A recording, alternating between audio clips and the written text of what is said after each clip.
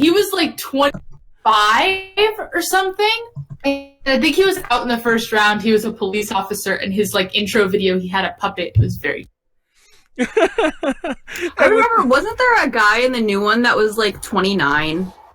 And he was might have been him. He was really old. He had been a trainee for like 16 years. Yeah, there was one guy that was like older, and then there was one guy that was an actor, or like I don't remember. I remember. That was like a kid though. The actor was a kid, wasn't it? No, there were two. One of them was like a famous actor, older famous actor. We get that we're live, but we're still having a conversation. I'm just trying to have an intro here, and then you guys obviously you guys knew I was live without turning on the mics, and I even waited an extra like 10 seconds, but I didn't want to have to restart because I had to edit that if I did. But oh my god, that was just so funny. Callie, do you remember the time when that one guy though, when I think it was a guy from Monsta X came in as like a guest like helper, and it was like someone that he had trained. That was so sweet. Sad. It was so sad. Though. It was sad, but it was also sweet. And then he got voted out. The guy who was in the show was his sunbathing. Konaru, are you alive? Yes, I'm alive. I just don't understand what language is speaking right now. It's just so funny. I don't know what happened. It's like that was our intro, guys. Thank you everyone for tuning in tonight. I don't know who's actually here in the chat yet. No one yet. It looks like maybe one person. But Ultra Podcast Z episode 84. Sorry, I had to think about that. I'm pretty sure it's 84. No, it's 84 because last week was 83. 80. It says right there on the Twitch, Ultra Podcast Z 83 biggest stories of 2019 with Callie and Molly 12/17 7:00 p.m. Pacific Standard Time. Oh shit! Damn, just get on my. Did you just say 2017? It says 12/17 there. Does it really say 17? Yes. No, does it really? Hold on a second, guys. It says 12/17. Wait. Hold on. Everyone. Oh, by the way, I'm Manuel, leader of H3H3 Connections. This is the final episode of the decade, the everything. Hold on, I need to go to the. And I also need to like mute this site. Oh, it's already muted. Good. No, it doesn't. I need to delete the site. It says 12/17. And I also I deleted our entire topics outline. Well, for me, like the copy I had to need to go get it again anyway. But anyways, as always, I'm Manuel, leader of H3H3 Connections. And as always, you didn't join us last week, you joined us now. If anyone's still watching, guys, that was an awkward 5-minute intro. Konaru, introduce yourself. You were missing last week. Hi guys, my name is Konaru, also known as Yadu. I do stuff for H3H3 Connections. I have a pizza cooking, so I'm about to like. Oh my god, it's already in the oven. I'm gonna go get it. So if you see me disappear, I went to go get my pizza, and I'm gonna mukbang it up on here because I'm hungry. I just came back from work, not even like 30 minutes ago. What you gotta do is you gotta like get it right out the oven and start like just eating it when it's really, really hot. And just I did that yesterday with my, because I got like one of those little breadstick pizza things, like you know which one, like the Red Baron one where it's like, I'll show y'all what I mean, but I got one of those and it came in a 2-pack and I was like, oh okay, I guess I'll eat the other one tomorrow after work, so that's what I'm doing. Well, anyhow, Konaru's joining us again. Last week we had a different kind of thing going on. I'll mention what we're doing tonight in a second. But Callie, go ahead and introduce yourself. My name's Callie. I'm a person. Apparently, you have a fan who commented on our thing. So I don't know. Yeah, a fan. Her name is Denise, and I know her in real life, so that definitely makes her a fan. Well, it's still a fan. I mean, like. I don't think that counts. I don't know. Anyhow, fun fact, Callie. Well, I'll say this later. Anyways, Molly, go introduce yourself. Hi, I'm Molly. Also known as Mari Suga or Milky, depending who you ask. I am second in command ? Of A to J, and I have a lot to say about Produce 101. I know, like it's funny because in case you couldn't tell what happened with that intro, they were talking about honestly the whole intro, the whole like 15-20 minute setup before we actually went live was them talking about Produce 101 in some capacity. And I actually was trying to like interject here and there to let people know. Did you almost fall? To let people know. No, that was supposed to be a dab. Oh! So, no, all I saw was you come up. It looked like you almost fell. But like, I even tried to get everyone reined in so I could talk about some of the topics. Like, I wanted to talk a bit about the ones that like are not, that we're not as heated over, but we didn't. So we're gonna have kind of like interesting takes on those live. But for those who don't know what we're doing tonight, apparently we don't. But the idea is that we're doing the biggest stories of 2019 that we skipped. Now, initially, I thought this would be a rapid fire thing, but then when I picked 4 stories, literally I picked them at random. Not even gonna lie, I picked them at random. And the last one is because it's really recent. I picked them at random, and I realized I don't think we could really add more. But just in case, I'll let you know, besides the intros, we're talking a bit about the end of the year, the end of the decade.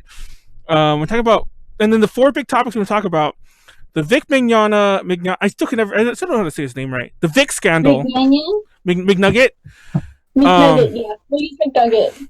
The ProJared Scandal, the Produce 101 voting scandal, and then H3H3 versus KPop fans.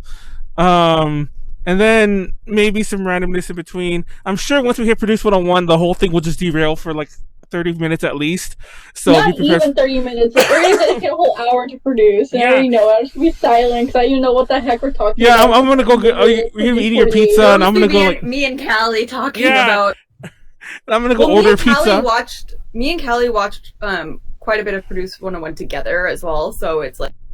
We were there. You were there. We were there. We saw it in spirit. Like, what's that Bane line? It's like, I was born into this or whatever, you know. I was born in Produce 101. I know, it's you guys right there. And then we'll wrap it up, maybe some predictions of 2020 and all other nonsense. Ooh, I want to predict who in 2020 is going to get canned. No, that's actually honestly, I realized as we started this, I started picking the 4 topics.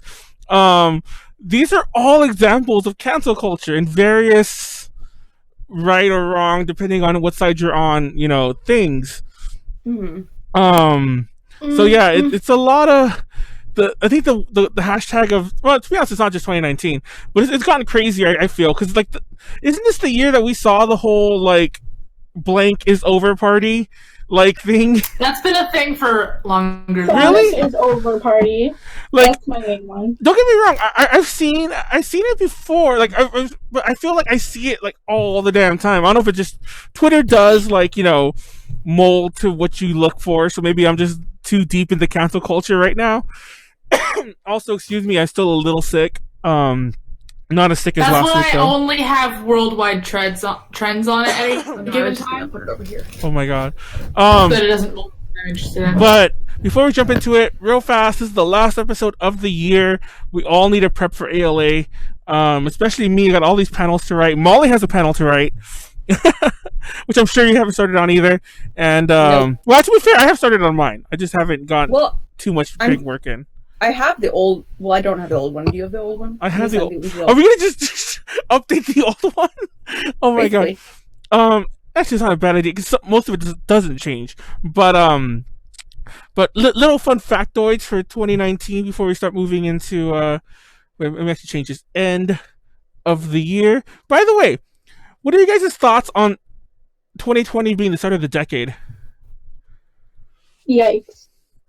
Because, what do you mean? Like, of course because it doesn't feel like the start of a decade, it feels like the end of this decade. Exactly. For those who don't know, who don't really realize this, when you count, well, think about this. When you count numbers, it's 1 through 10. So whenever, like, I've always argued about this, even when I was a kid, and maybe somebody did tell me when I was really young, but I was always like, why is the year 1990 considered the start of the 90s? Why is the year 2000 because it's the 90s. But it's the end. 1990 would be part of the 90s. But 91 would be where it would start. That is when it's not if you're a programmer. We zero in. Anyway, so yeah, there's always that argument that technically the 2020s won't start to 2021. You're the only one arguing that. There's a lot of people who argue that. I've never heard that arguing meant. I have never heard that argument. On that lovely note, fun fact about some other things I was calculating up. Callie, I believe this is your 6th time on the podcast, and we've only known you for that doesn't sound right. Is it really my 6th time? Only? Did you say only, or? No, is this really yeah, my 6th? Because you came on a cosplay one, you came on the maid one, you came on a random the anime countdown one, you came on the candy one, you came on this one. Is that 5 or 6? It doesn't matter.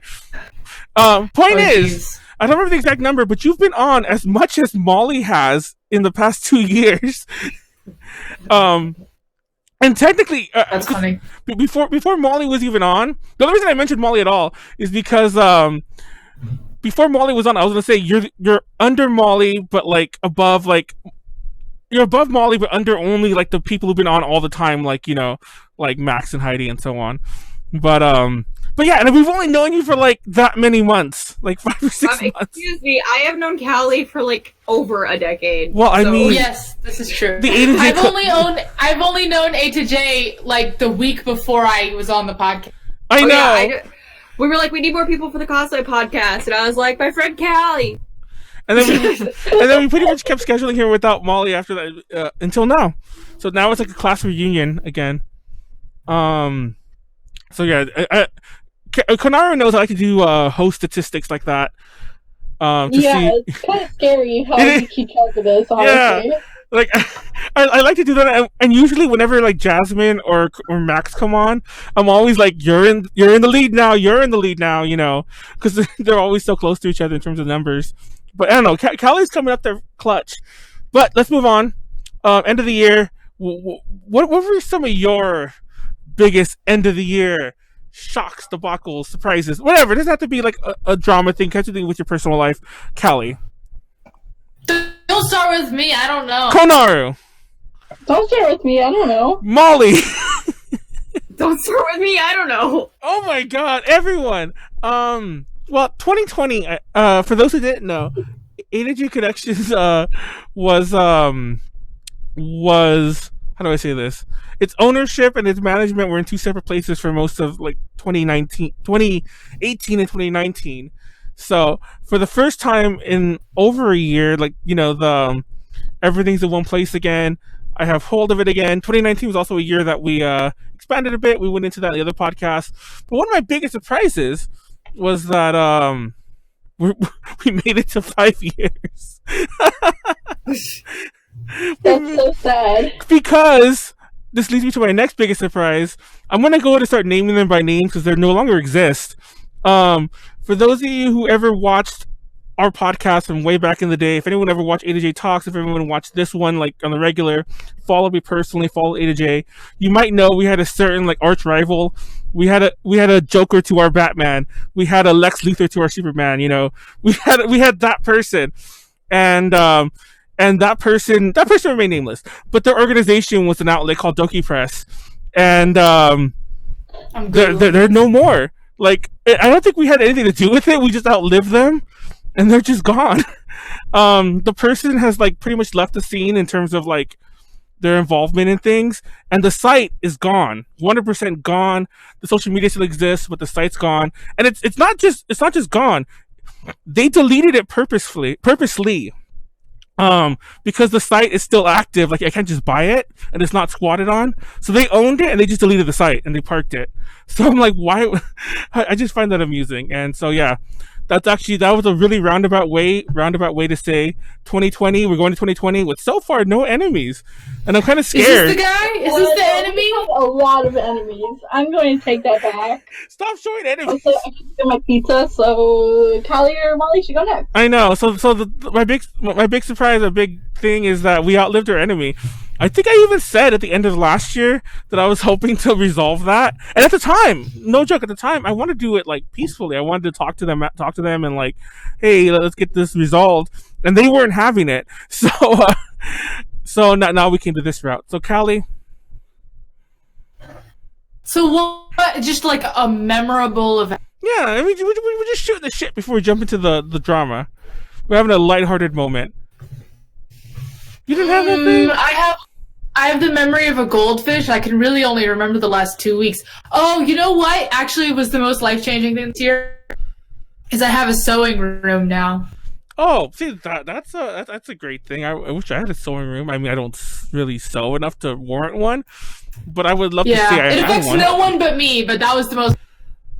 No, I actually bought a pretty nice like sewing. Like, I don't have a machine. Well, I do actually. Do have a machine within storage, which I've never used. But I bought like a little sewing kit because I have so many clothes. Like not clothes. I have so many jackets that have like torn pockets and things like that. Like I need to fix these. And that's I guess I technically started. Double Dorks DIY this year. Oh yeah. So there you go, Callie. Konaru. Your big thing is you got a pizza. Yes, my big thing in 2019 is I got this lovely pizza from CVS. And another thing that was actually really big for me, like unrelated to like idols, but it's more personal, but I got my hair straightened, like chemically straightened while I was done in Japan. Like, that is such a huge deal with me, because I've hated I have like very curly, thick hair. It's very hard to deal with in the mornings and at nights, and to style it and everything, and I would damage my hair so freaking much whenever I would style it or do anything to it. Especially put heat on it, like it was so bad. My hair was dead. And then this past summer when I was in Japan for Aqua Fifth Live, I had some extra days and I was like, okay, I heard about it, I watched a couple of YouTube videos about it, so I was like, you know what, I'm just gonna give it a try. If I don't like it, I'll just, grow back out. And oh my god, like this is the result still after I think 6 or 7 months. It's still straight. I have my roots, of course, need to be done. I'm gonna get that done next month and everything. But yeah, that's like my biggest thing of 2019 or 2019. Yes, 2019 is I got my hair straightened, and it's so life changing. I can't tell you. I'm so happy with my hair, because before I just wanted to chop it all off. I even got to a point where I was like, I'm gonna shave my hair off because I don't want to deal with it. But no, I'm good. I'm happy with my hair, and that's it. I remember you had it done, and I remember like I think I noticed after about like I noticed kind of recently. It was during one of the Halloween podcasts, and I was like, "Did you straighten your hair?" And you're like, "Manuel, I did this 3 months ago, or whatever." And I was like, "Oh, oh god." Anyway, and yeah, now I have a pizza, and that's my other biggest accomplishment. It's one of those French. It's this pizza right here from CVS. I really wish that you guys had been around when she was describing that pizza to us. I don't know if you guys knew what she was talking about. I had no idea what the fuck she was talking about. But she meant a French bread pizza. Yeah. And not bread croissant, but like little bread pizza thingies where it's like half garlic bread and half pizza.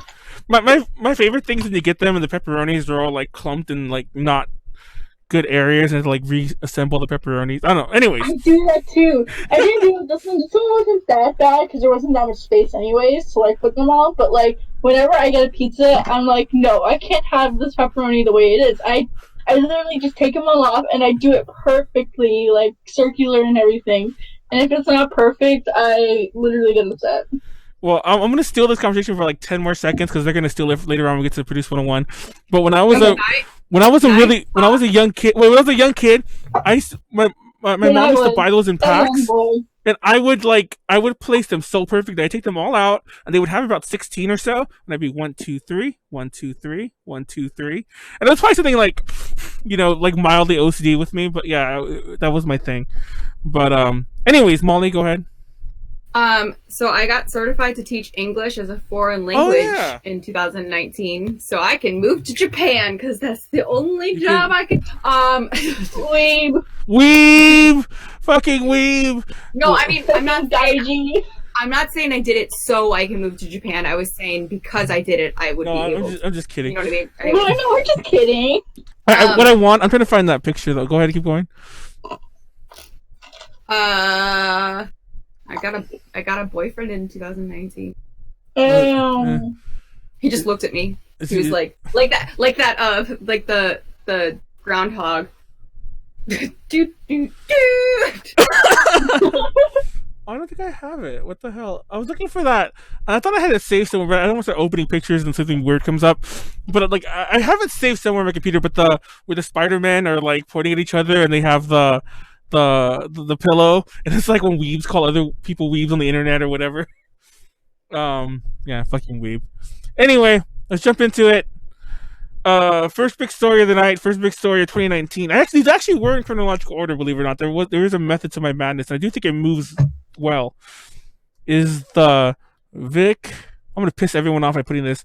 By the way, YouTube made a lot of changes. I don't know if this will count as bullying and we'll get like demonetized. So actually, I'll put this just the Vic scandal.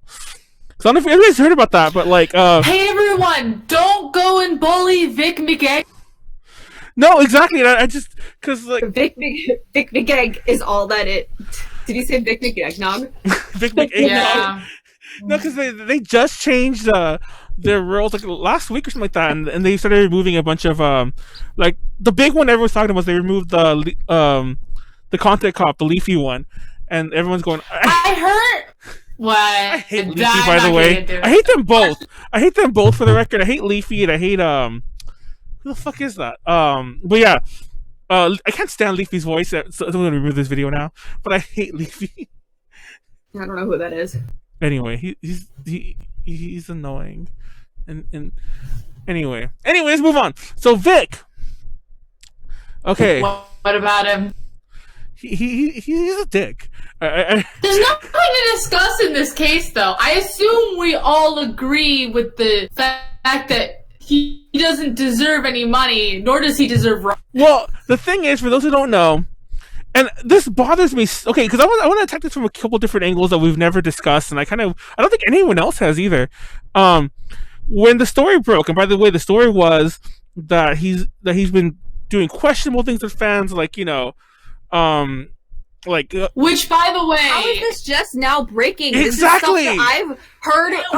I started going here 14 years ago.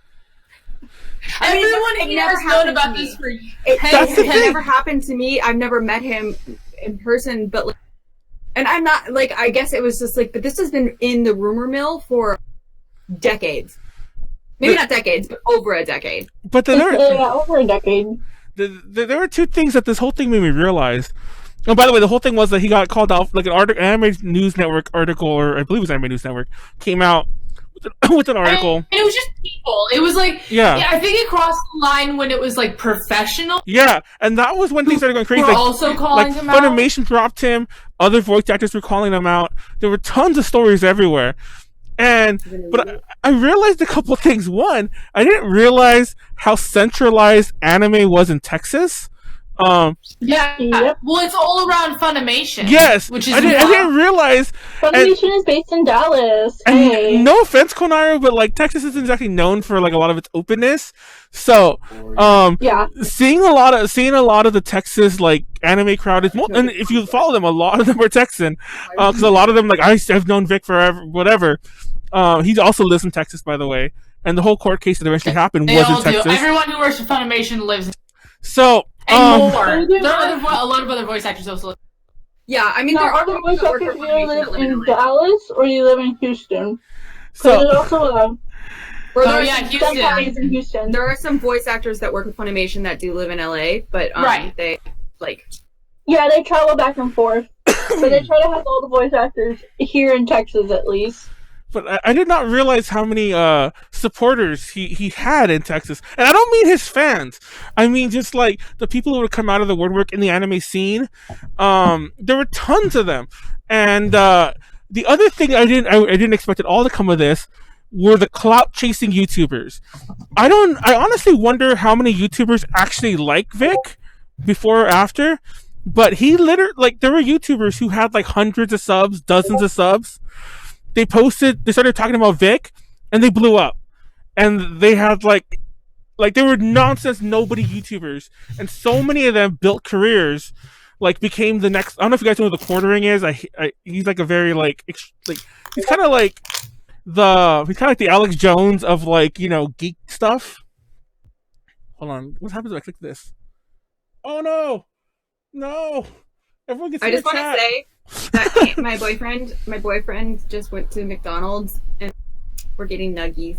You're getting nuggies? That was another thing that happened in 2019. We got 100 chicken McNuggets at a convention. And then we wrote "Sup Weebs" on the window in tape, and they found our room. Yes. But so there's clout chasing YouTubers, there's all this bullshit. And then it kind of died down. And the part of the problem it died down, though, is because the lawsuit happened. And I actually didn't realize this, because for one thing, they could... Okay, I didn't really know about the case going on. I don't think nobody really knew. But when it was over, the reason it was overturned was the anti-slap laws. And does anyone watch John Oliver?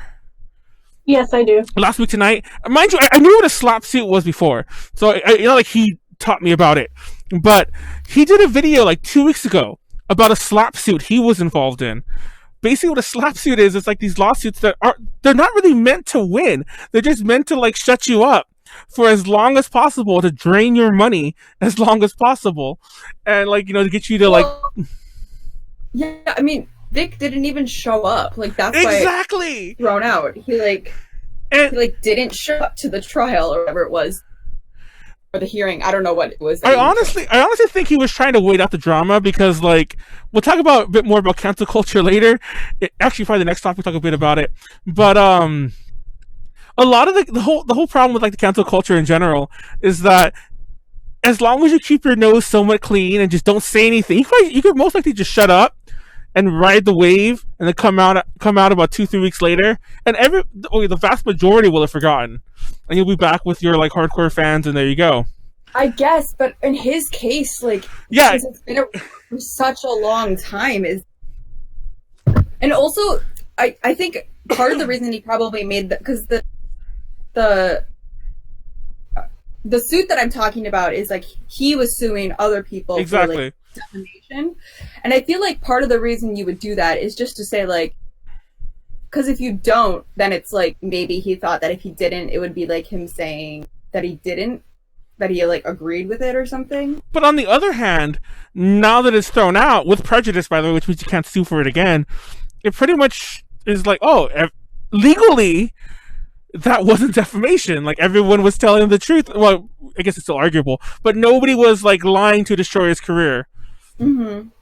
So, like, yeah, I don't think the goal was on the outset to be like, oh my god, we just... I mean, I guess, yes, the goal was to be like, he shouldn't be working, or, like, he shouldn't have the fame that he has, but it wasn't, like, because of that. It was more he just telling people, like, hey, this is the kind of person he is, and was just one of the fallouts of that. Well, does that make sense? Yeah. Like, I don't think... It wasn't like, oh, we just don't want Vic to be a voice actor anymore. Like, it was like, oh, he's, like, a creeper. So everyone was calling this, like, the anime's Me Too movement, or Me Too moment. Sorry, not the movement, but the Me Too moment. I keep saying movement. Moment. And if that's what it was a pretty sad showing for it. I just wanted to close with that. I didn't realize how divided the anime fandom kind of was on this issue, or on Vic in general. I just, like, maybe I was naive, and how crazy a lot of, like, some of the Texas people are. No offense, Konaru. Because because, like, you have the anime Matsuri crowd, and it's just, like, they were, like, meant for Vic. And so pretty much, I think the line in the sand has been drawn, and now Vic is just going to be relegated to constantly going to anime Matsuri and other, like, friendly cons and whatever.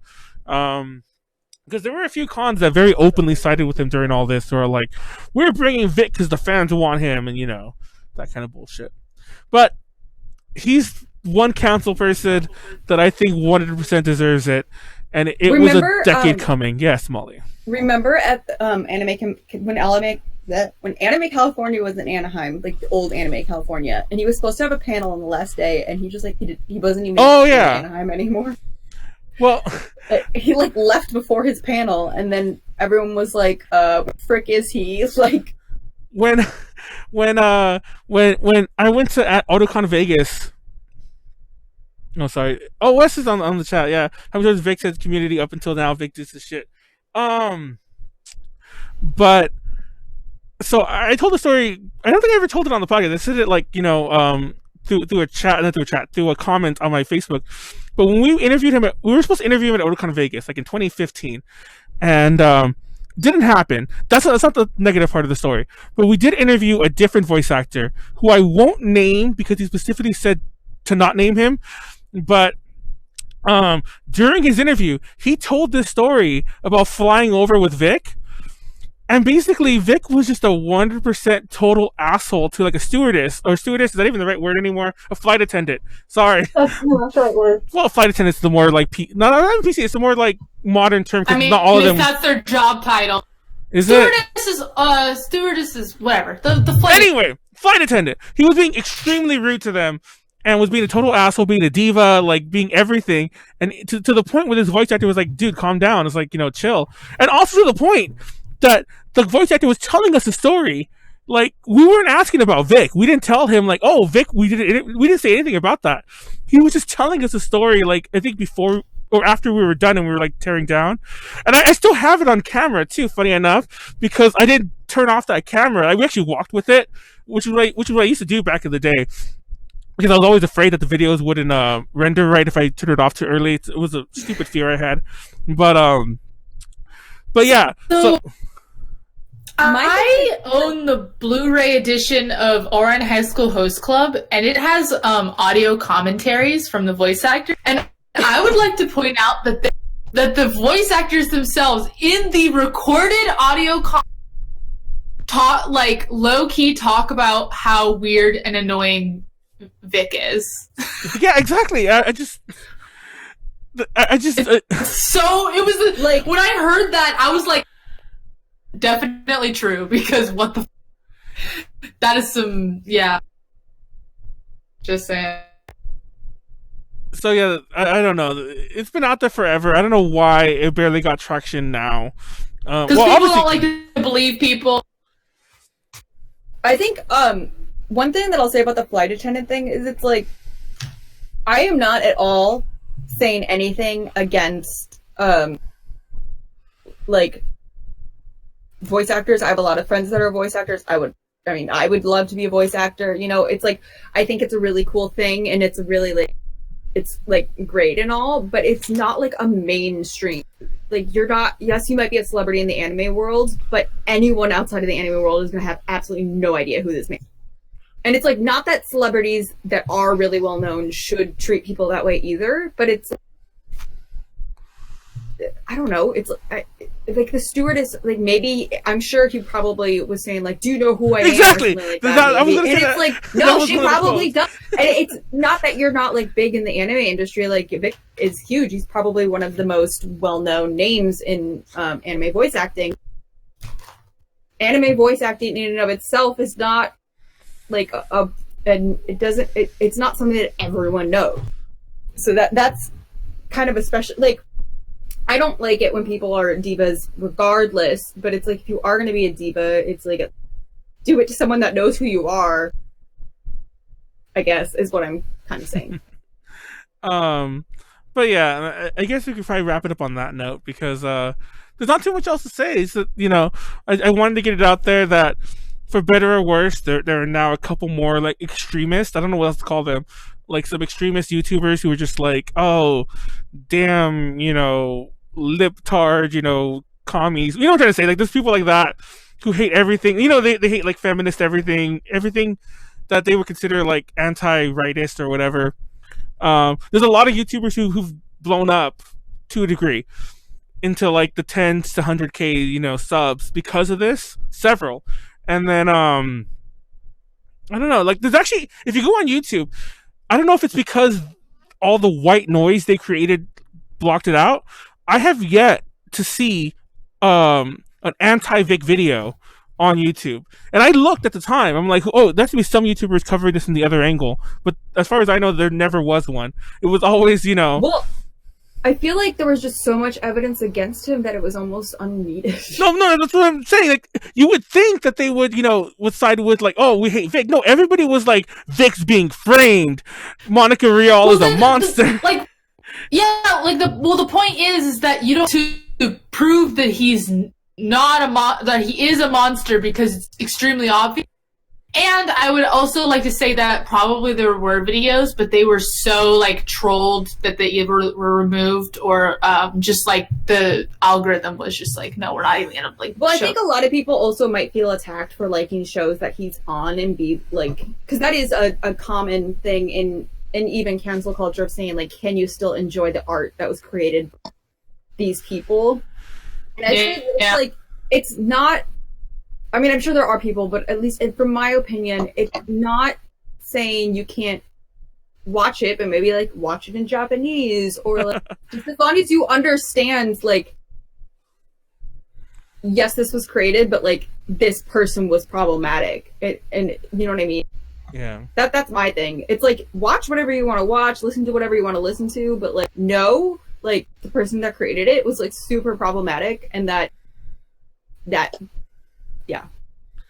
But yeah, I don't know. I never was a fan of Vic. Like even before. Like I said, I think I was introduced to him through like whispers of nonsense. I always hated him, and I always. But so I'm not gonna lie. I guess I was kind of like already had the well poised to begin with, but I never was a fan of his voice acting work in general. I was one of those people. I'm not anymore. Obviously, I have some friends who are voice actors as well. Not as many as Molly does, but I was one of those people, like when I was a lot younger, like, oh, all dubs suck. I don't want to hear any dubs. So so that was also a little poisoned by that too. But even with those two factors aside, I still was never a fan of Vic, particularly. Mainly I just think it's like, I mean, because it just blows my mind that it was just, they took so long for this to all come out. Exactly. It's not like other people weren't posting stuff online about their experiences. I'm not saying that like I'm glad that it finally did, and I'm glad that whoever it was that ended up being, I guess, like the final straw, but I feel like it should have, whatever story that was, I'm not exactly sure which one that was that finally made it like, okay. I can't remember. I don't but like, either, it just should have happened sooner, in my opinion. Or at least like an investigation or something should have happened sooner. Well, anyways, though, here's our next big scandal we're going to talk about. Now, this scandal is an interesting one because we discussed this a lot in the A2J chat. I don't know if Molly was ever involved. I'm sure. I think Konaru did chime in a bit here and there, if I recall correctly. But the ProJared scandal, and like this one, to be honest, the Vic one was kind of a blip on the radar in terms of the grander scheme of things. Like the Vic one was an anime thing. If you were like, that didn't make anything, but like the ProJared one, there were like legit mainstream news outlets covering this, and it was trending, like top trending on Twitter when it happened. Yep. So I used to see ProJared at Fandom every year. Exactly, like, I did too. I have pictures with him. So my thing is, I am not for cheating at all, but I don't think stuff like this should be like broadcast, and that because I feel so bad for like his wife. All of this is just being broadcast. No, the wife is the one who said it. The one who started it. Oh, never mind. No, I don't know that part. Okay, so his wife is the one who canceled him. No, part of the problem. See, now there's a lot to uncover, and I feel that no one really, the people who got into it at the beginning never really followed through to when it kind of concluded recently, because there was a huge. Yeah, I only saw like a little bit, but I really didn't see the like actual conclusion. There is a conclusion for it. I didn't watch it like whatever long video. You should have. Anyway, because there's some good... Okay, so, just to cut to the chase, his then wife, Heidi O'Farrell, tweeted out the tweet that, like, broke the internet, literally. Tweeted out... Tweeted out. Oh yeah, the one tweet at the top was the most inflammatory. Yeah, it's like, I'm like, I don't remember the exact wording. I'm sure someone's description out there, but it's like, like I'm leaving. My husband left me because he's fucking Holly Conrad. Like, the exact wording was he's fucking Holly Conrad. Yeah, that he's fucking Holly Conrad. Yeah. And I was like, what the? I remember seeing that because I followed them on Twitter, of course, and I was like, what the fuck? And like. Peanut Butter Gamer, another YouTuber I used to love ProJared, by the way.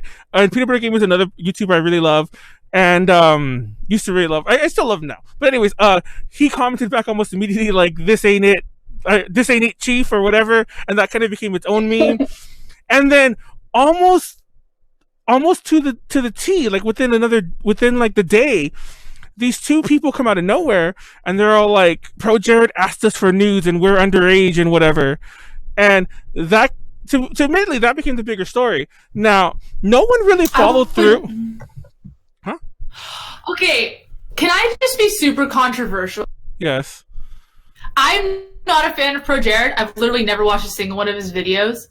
But I don't feel like someone cheating on their wife is cause for canceling someone. No. I feel like canceling was made to protect possible victims of a person. And I feel like you cheating on your wife, I'm ignoring, separate from the nudes thing, which we'll get into. Separate from that, like, you cheating on your wife is not like a public exactly. You know what I'm talking about? So that really just like blew my mind. Well, and there's a little factoid. There's a factor that kind of got left out, and everyone and the people who did follow through with the story were all like, okay, if Heidi would have said this when it started, half of the people probably wouldn't have cared, or they would have written it off. Now, what eventually came out was that Heidi and ProJared, and unfortunately this is all in the public now, but Heidi and ProJared were in a polyamorous relationship. And the issue was that she had a boyfriend. This is all confirmed by both parties. She had a boyfriend for like about a year. He was always like, they were still poly because obviously they're together and she has a boyfriend. But he wasn't seeing anyone. Then he decided to see Holly, and then Heidi was like, no, I don't want you seeing her. And then he saw her anyway. And then apparently I mean, it does take a certain, like, you're supposed to it has trust. to be someone that you're, and it also, I feel like in even in a polyamorous relationship, from what I understand, like, it is like you have like your main partner, and anyone else you're dating should be kind of approved of by that partner. You know what I mean? Like, I don't want to say like, oh my god, they have to like dictate your life, but like, I would, if I was in a polyamorous relationship, which is not something I personally think I could do, but if I was, I would want to make sure that anyone else I was dating was someone that my partner. Callie says something controversial. I'm gonna say something even more controversial. I know many people in polyamorous relationships, like many people, and I mean, like, there's a ton in like the weeb community, but I know even more so in my personal life, tons. And I'll say this from experience. Give us a number. Like, literally in my entire life, I've literally known over 100 people who've been involved in one way or another. Literally, not even exaggerating. That's wild. Sure. And I'll tell you this. Continue. I'll tell you this for 100% fact from my experience. Now, obviously, I'm not going to try to say that my experience is unique. It's unique. It's representative of all of them, but this kind of goes with it. In my experience from witnessing, I've never been involved in one because I know it's not for me. But from my experience of witnessing it, it never works. Something like this always happens. Always. Well, that's always. A separate issue. No, it's controversial or not. I'm saying it. I'm throwing it out there. It's like it always happens. They're always fine until they're not, and it's like, someone catches feelings. That's true of any relationship. But well, actually, evolution. If you look at evolutionary psychology, there is evidence that both men and males and females are not necessarily wired to be monogamous. Like, well, that's the issue. It's like it's like any other relationship. It's like at some point it's gonna end, and usually it ends in some issue like this. And oh gosh, I wish I could name names because we know there's people like close to A to J, not in A to J, who these things have happened to. Anyways, it's a whole different issue. But my point is, this is like exemplary of that. And I really feel that if that had been divulged, if like that had been divulged from the get go, if ProJared had snapped back with that. For some reason, he was silent for like a week. But if he had snapped back, because he was. It's kind of funny because low key ProJared did kind of take the high road in this whole. He did, and he got the worst shit for it. Oh, by the way, plot twist in case anyone's still wondering about the underage nudes, because that's too long to explain. Watch this video if you want the full details. That has 100% been proven to be lies. 100% proven. They've deleted their tweets. They deleted their original accusations because, like, ProJared has his screenshots. It never happened. Well, I don't know. I didn't watch the video. And there's evidence. I just heard he always asked for underage before he received nudes from anyone. Well, he did get nudes. The person lied.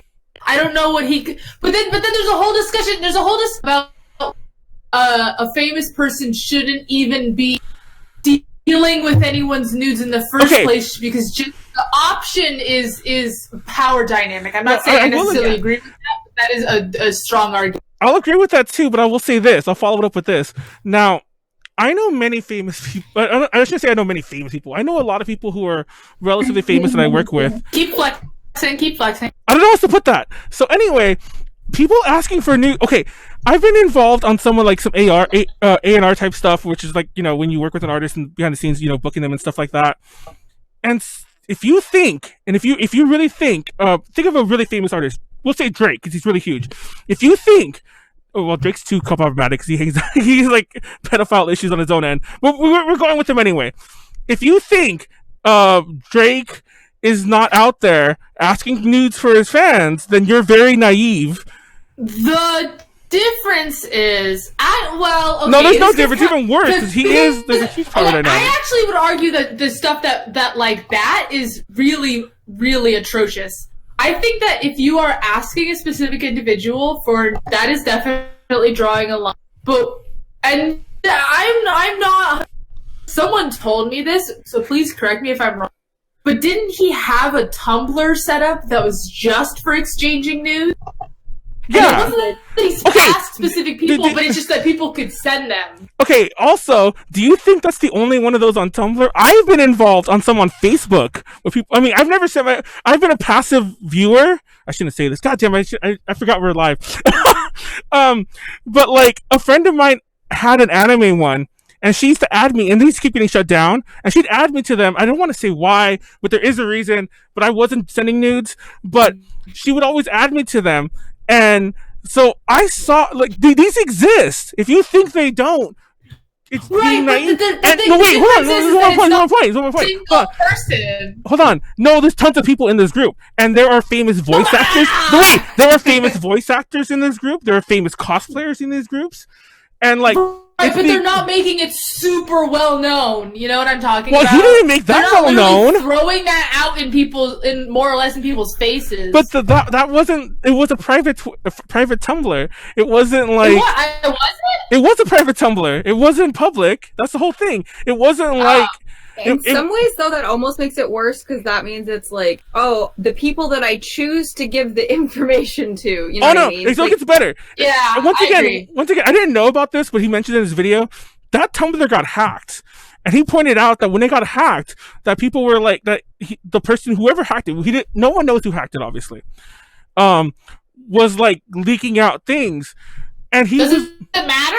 I don't think that's what's on trial here. No, but the thing is, he pointed out, like, there was nothing in there that was bad enough to have been canceled over. Like, it was all a bunch of, by the way, the underage people never sent him nudes. That was the whole issue. The lie was that he asked for them, which he never did. If you watch the video, all that was outlined. He never even got nudes from underage people. There's a lot of misinformation in the first half of, like, the story that nobody ever, like, really recovered from. Some people. I guess it does make. I just want to say it makes me wonder what the legal ramifications would be if an underage, like, if you have something like that where people can just send you stuff, though. Like, what's to stop? What if someone that's underage does send you something? You know, that could be really. I mean, and I'm not saying like, oh my god, it's the underage person's fault, because a lot of they might just not understand kind of the ramifications. They wouldn't necessarily, but like. Do you see what I'm saying here? Yeah, there's laws about this, but I can't remember what they are. Yeah. Like, what if some, like, random, like, underage person just, like, texted you a nude? Like, what?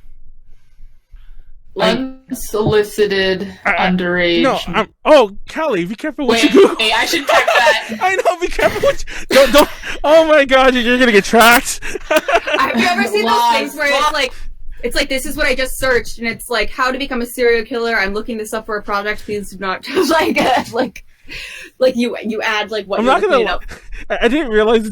I just realized I legit forgot we were live. That was just me and Callie arguing for like 10 minutes. I mean, in a good way. I don't think we like hate each other now. But I will say that I just back to what Kelly said earlier of how like cheating on someone isn't necessarily a reason to cancel someone. I mean, so that part was true.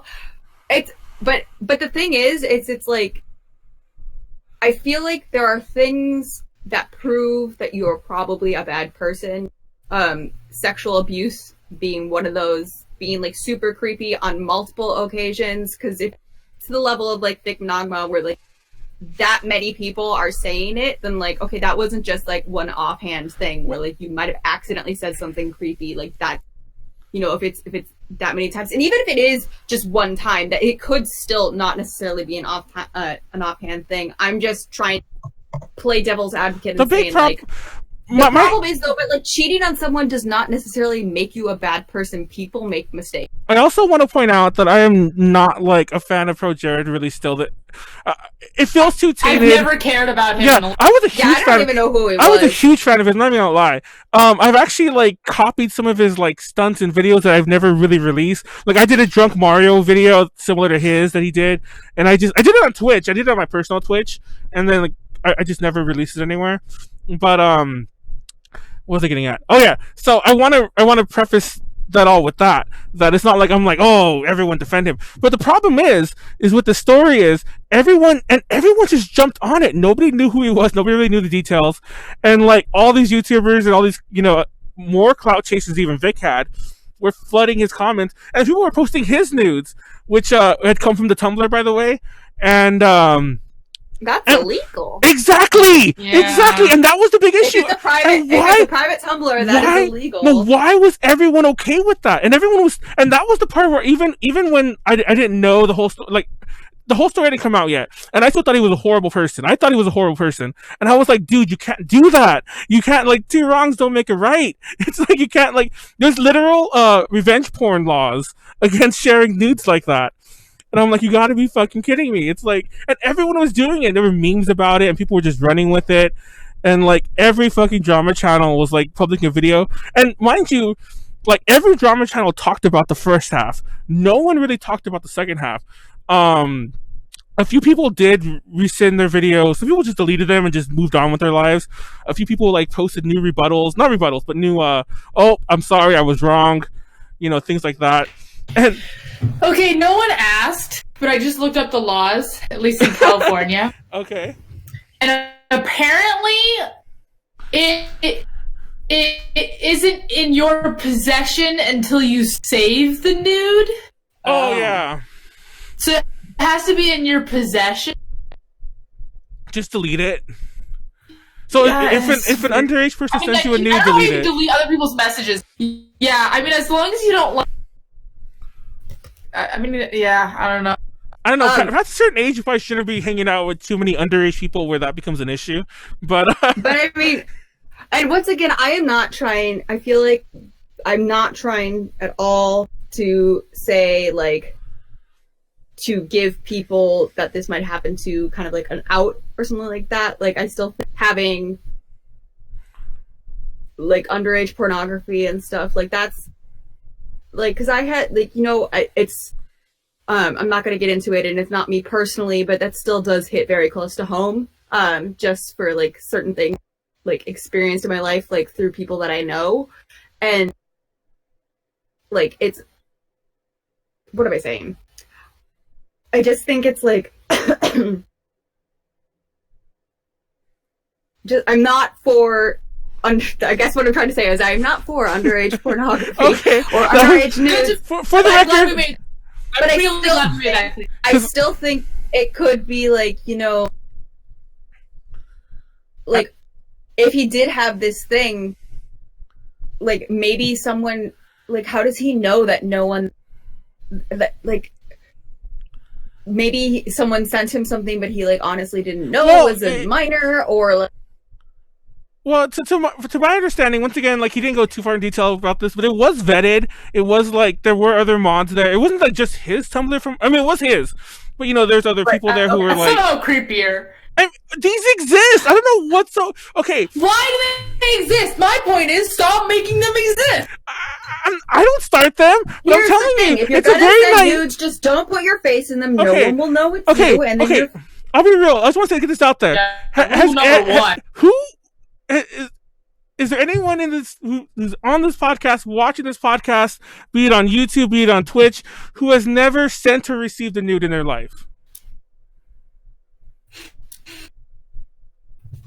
See, that's what Callie. Everyone else just stays silent. Callie is such an innocent. I know, and that's the issue. It's like it's naive to think that kind of stuff doesn't happen. I mean, it's like, don't get me wrong. I believe it happened. I believe it happened.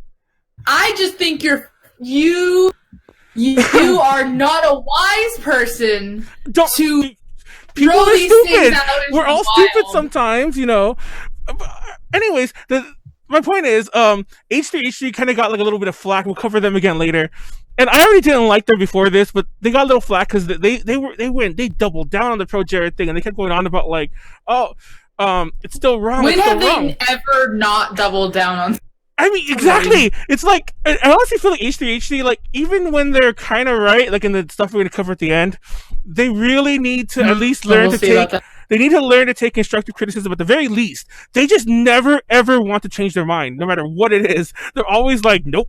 When they covered that BetterHelp thing that turned out to be like a bunch of BS, they doubled down on that too and lied through their teeth. When they did it, they had tons of drama, and I just can't believe that they never backed down on anything. Anyways, my big point I want to get at, and also I want to preface that there was no child pornography, just in case. I do plan to separate as much of these segments out into little videos of their own, and just in case anyone's confused about the Molly thing, I don't think any of us support child pornography, for the record. I want that also reiterated, and I don't think ProJared does. Actually, I know ProJared does because you mentioned that in the video. But there was a very, very good line at the end of the video that actually went semi-viral on Twitter, because I saw it got on my feed, and it had like tens of thousands of retweets. The video ends with the perfect line for cancel culture. He says, at the very last thing he says is like, no one likes cancel culture until you get the opportunity to cancel someone. And that is so fucking true. I'm not even gonna front. There are times when, like, when I see the opportunity to cancel, and I'm not going to name names, but, like, I've gone out there and I'm like, oh, this bitch is done. And I'll put something out there. I mean, to me, it's right. It's not like I'm doing it to, like, destroy someone's career for no good reason. But, like, I'll do it. And, I don't know. Once again, maybe Callie's just innocent and would never think of doing that at all. But that's, like, the perfect quote. No one likes cancel culture. I don't have a ton of enemies. I can think of a few. Callie just lives her life so clean and like so peaceful and drama free. I just try I busy myself with my own. Drama is the spice of life. I like hearing about drama that has nothing to do with me. Oh man! When that ProJared thing happened, I like stayed up into the night like reading about. No, and but like it doesn't mean I wasn't really annoyed. There was a lot of and also there was a lot of huge fallout for it that I still feel really like. And mind you, at the time I thought it was a horrible monster. I was like, whatever. But like, Peanut Butter Gamer had a lot of flack because like he defended ProJared right after, and then he just like retreated for a long ass time too. That actually ended a lot of like video. Like, first of all, obviously ProJared stuff was dead until very recently. He's back on YouTube, by the way, and he's like working his way back towards 1 million subs. By the way, he dropped like a quarter of his audience. That was the biggest single day drop percentage wise, because obviously that was like, people have lost more subs in one day, but that was the single biggest drop by percentage ever on YouTube, and it'll probably never be repeated because Not YouTube. More than it'll be repeated. No, like I said, like that was my number, but he only lost like 10%.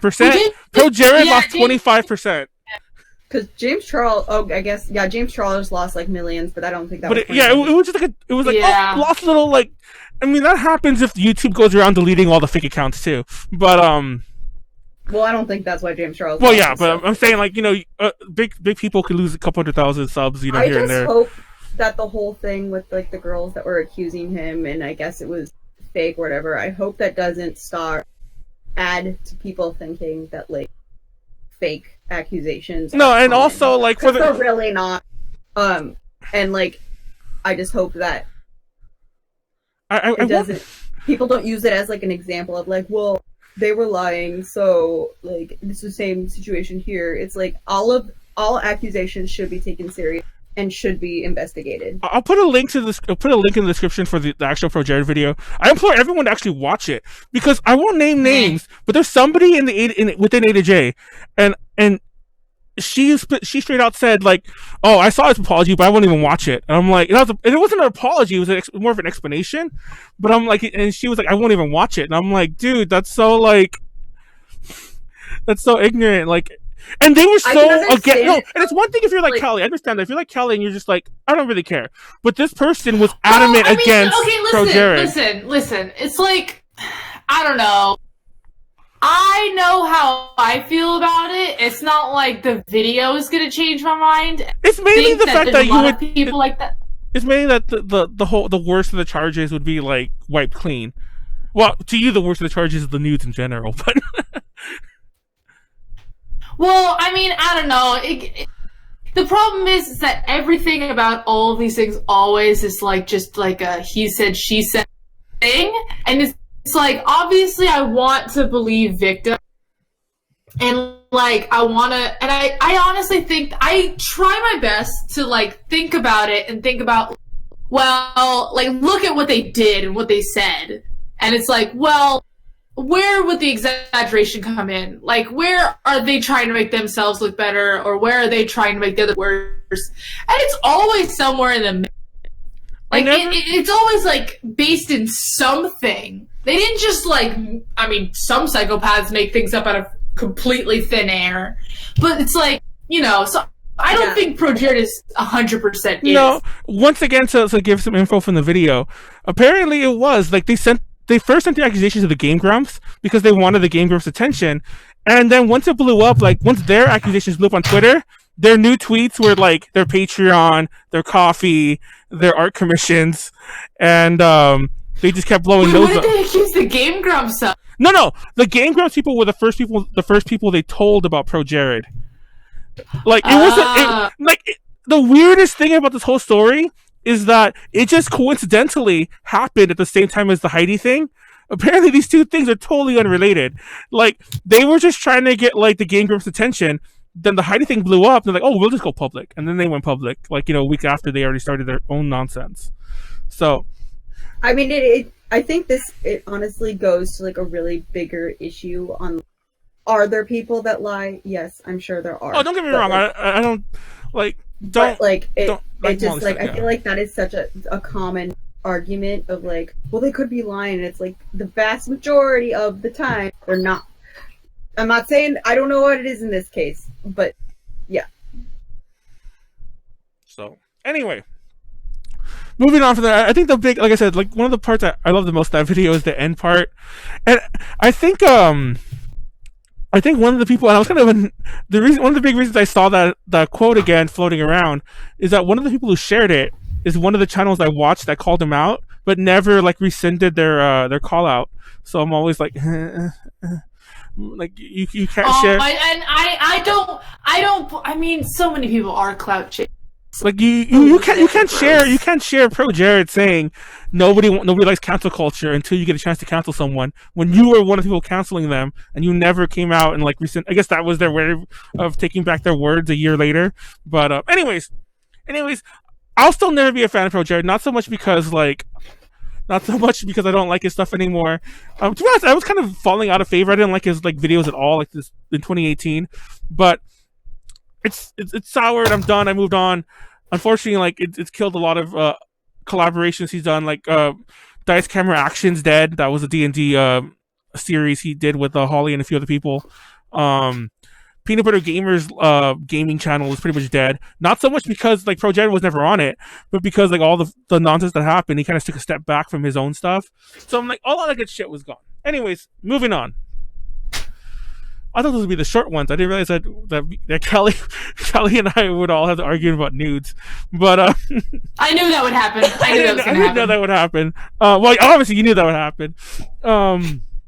So yeah, if you're honestly on the same mind with Callie about you've never received a nude in your life, comment below. I would love to do a mini. Comment below your sexual. Send us nude. No, don't do that. That's a joke. That's a joke. That's a joke. Stop soliciting nude. That's a joke. That's a power dynamic. That's a joke. Anyway, I want that out there. That was a really bad joke. A horrible. Anyways, I'm gonna edit that out of YouTube. It'd be a random jump cut. What's the next thing? Oh, the next one is the Produce 101 scandal. Mm-hmm. Wait, So- the voting It's a scandal. strangely lighter topic. Well, I don't know about that because this one involves arrests. That's my thing, actually. Yeah, oh, This whole thing, I understand that what they did wasn't like morally correct, but was it illegal? Yes. Okay. that's a thing. That's a tricky thing. So, I mean, yeah, Korean law is very No, strange. it would be illegal here too. You can't They rig wouldn't it. get You arrested. can't. They wouldn't get arrested. No one would get. You can't rig a contest. And the biggest issue with them is not only they rigging a contest, but they're rigging a contest that has paid entries. That's the biggest issue. This isn't like call a number or send in a free post or click a button online.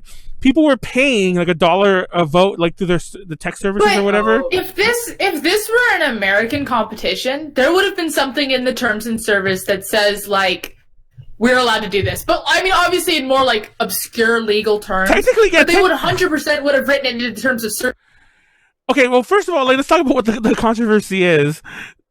The TLDR is that produce Mnet and their Produce 101 shows have apparently been faking the counts, the voting counts, and the winners of every related competition show, because it actually goes beyond Produce 101. And I forgot there's some rapper one and some other ones that have the same scandal.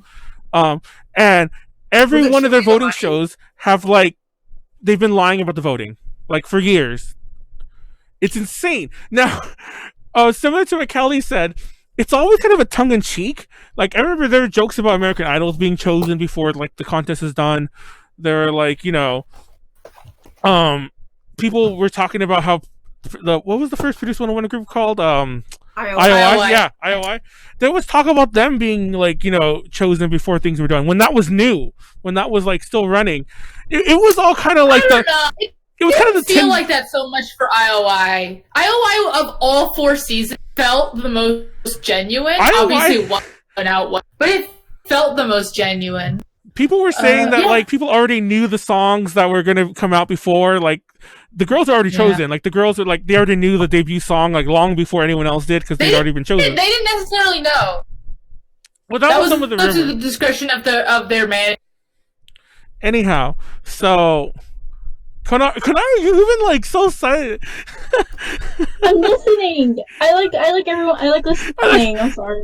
Konaru has become our she's the peanut gallery. She's the audience for our little nonsense show here. Pretty We actually- much. I mean, I'm invested right I now. don't know if anyone was looking at our viewer count when we were doing the ProJared thing. We actually got pretty high, and we maintained because I kept clicking on it, and we maintained a decent amount of viewers, and they all left when we finished. I guess they just like seeing me and Callie argue for a while.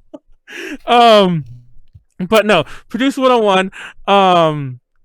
So there's always a tongue-in-cheek thing I feel for any contest that it's kind of rigged. Yeah. And this is really off topic, but you know how there was a whole scandal recently in the US, I mean, about the college admissions things. People were bribing to get in. Oh yeah. I thought everyone did that. I thought that was a normal accepted thing. No. So here's the How did funny you thing. get a call? The actually really funny thing about that.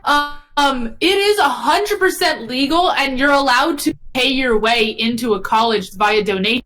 What happened with those people were that they were falsifying their record to try to get into colleges. So they were paying ridiculous amounts of money for people to falsify their records and say, in this case, I don't know. No one knows. That's the dumbest thing. So okay. Oh, and actually, on that exact, swimmers. huh? Wasn't it some guy that was saying they're swimmers, so they should be accepted to for a scholarship to the swim team or something? Yeah. So what a lot of them did was they falsified their say they were really good sportsmen, and so they were recruited for certain teams that they never competed in. It wasn't even for scholarships. It was just. It just boggles my mind. Like you said, why not just get in the normal fucking bribing way? There was The normal rich person way. Yeah. One of the celebrities, her daughter has a YouTube channel, and I remember there was a video where she was talking oh, I don't know if I'll actually probably go to class that much. I just want to party and have. And I was like, girl, why are you talking about? What? I know that there are people that are that way, and like that's fine, whatever. But like, don't brag about it. It's like. So the funny thing is what we're talking about is actually extremely relevant to the produce thing. I watch a channel called DKT. To all the produce rigging. I watch a channel called DKTV, and it's these two Korean guys who talk about K-pop. And they were saying that the reason why the produce rigging is such a big deal isn't necessarily like the event itself. It's just that right now in Korea, there's a general outrage from the public about rich people, Korean like government and like politics and or just like society has always been kind of corrupt, and just that like people will just pay for things. You know, the rich will pay their way into things. Mm-hmm. And in Korea, you definitely aren't allowed to just pay your way into college, but people do. It's a thing you're allowed to do in the U.S. I don't know how many people are aware of that, but it is. Well, in the sense of like being a legacy, like if you're a legacy, you basically, for a lot of schools, you basically get let in regardless of what. Yeah, that's one of them. But also, you can just donate a huge amount of. Here, buy a new building, and there you go. Why didn't they just do that? Why did they have to do? Why did they have to do this sports thing? Well, no one knows. They're such dumbasses. They're like not rich enough to do that, but they're also rich enough to falsify those documents. If you get what I'm trying to say. Yeah. That's the budget way of buying your way in. But anyways, go on about the rich people in Korea. Yeah. So because particularly there was an event where a politician had bought his two kids' way into college. And so like in general Korean citizens are just like really outraged at this, like now that all this like corruption is kind of like becoming more common and well known, and so they're kind of projecting that onto the produce thing, because it's like now you're just buying these elections essentially that we thought were for us, but like our voice, the voice of the people, doesn't matter. So it's actually a bigger issue than just the regular elections. The regular, entertainment-based TV show. It's like this whole this whole societal, cultural thing that's going on, and I just thought that was really interesting. I still don't know how that rests. I'm still kind of unclear on. Like Korean laws weird. Yeah, like we have similar laws too, but from what I gather is that they are punishable by a lot more, and. What I love was that there was a senator that spoke out about it. Or I might be getting his political rank incorrect. I believe it was a senator who spoke out about it. And in his quote, he was mentioning about like how this also like put the dampen on like the democratic system. And I understand it's voting, it's popular voting, but it was still like that's such a deep thought for such a throwaway. No offense to K-pop fans who.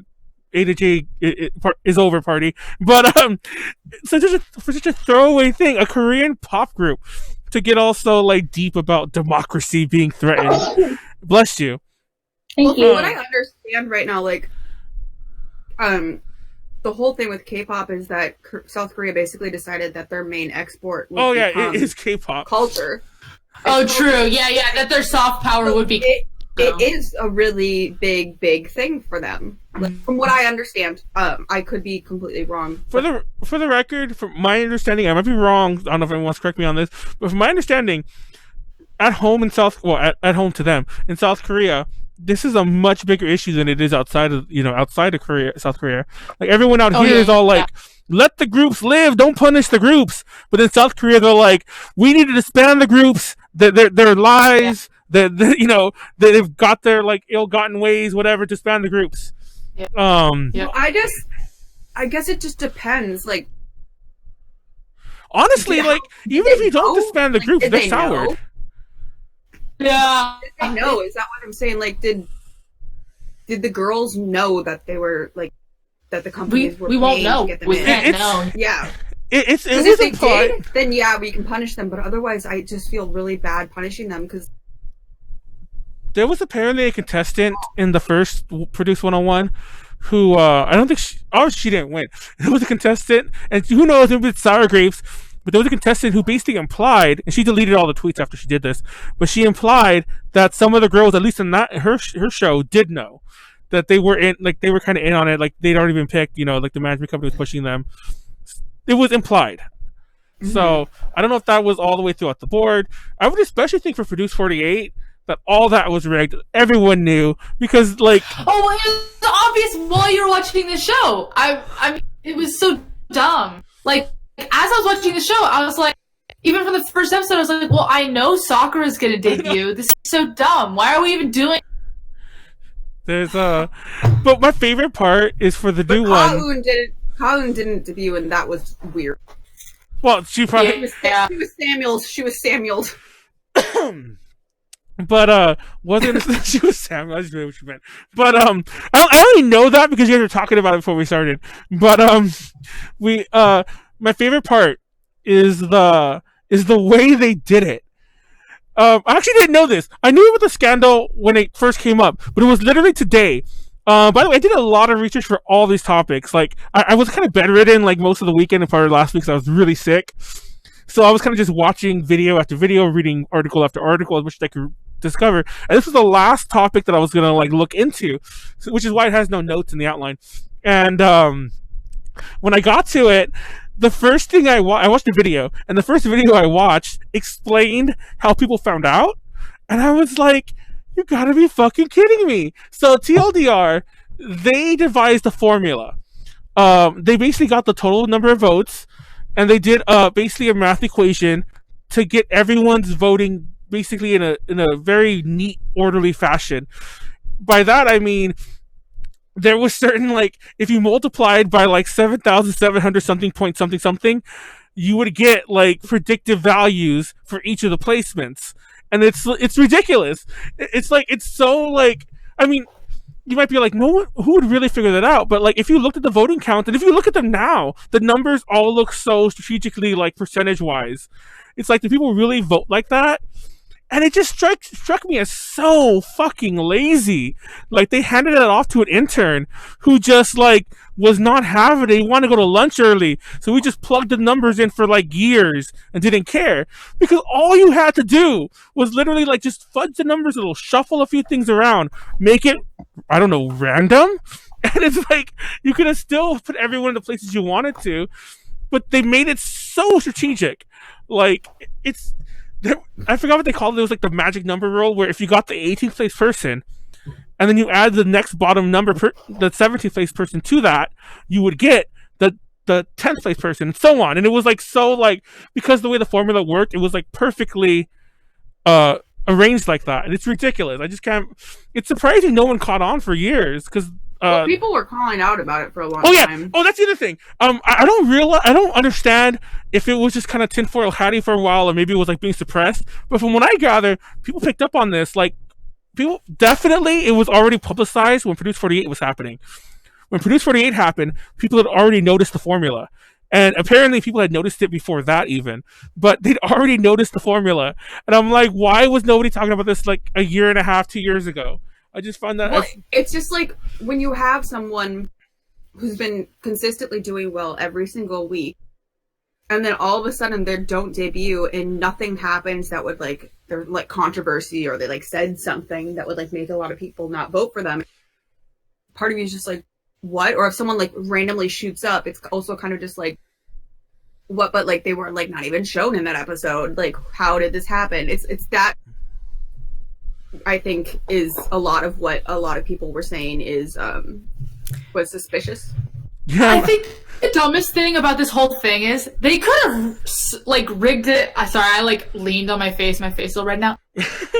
They could have rigged it in a way, in just like they only show certain people. Yeah. Kind of like how they did with Produce 48, but they didn't do that. And, I mean, obviously they kind of did, but like they could have rigged it and kind of rigged it, and it's like, we'll pay, like the companies will pay for more time, and I'm sure they did that too. But like, it's just so weird. Like, they could have. See, honestly, companies paying for more airtime, I feel like, is morally more okay. Yeah, I don't know why, because it is a form of rigging.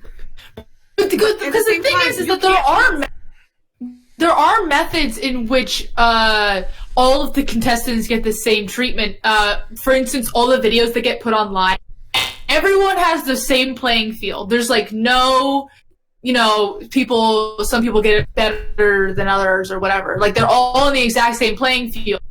So like hypothetically, there could be a person who never shows up on the show once, but makes it all the way through because the videos that they put online are just so cute or good or something. Obviously, that's highly improbable, but like it's possible, But, yeah. So, or someone like Alex Christine who had like a online. Her debut single is amazing, though. It's pretty good. It's better than I thought it would be. So one of the interesting things about this that was pointed out was apparently this was all started. Things started moving because they got sued because a bunch of like viewers when it became obvious that there was something wrong with the voting numbers. I didn't know this actually. I never knew this. Apparently, I don't know if everyone votes this way, or if only a certain kind of vote is this way. But apparently, you would text a vote, and that text came with a charge. That sounds stupid to me. Like you're paying like $1 a vote, basically, or whatever the heck the amount was. Well, American Idol did that too. You want to take a bite?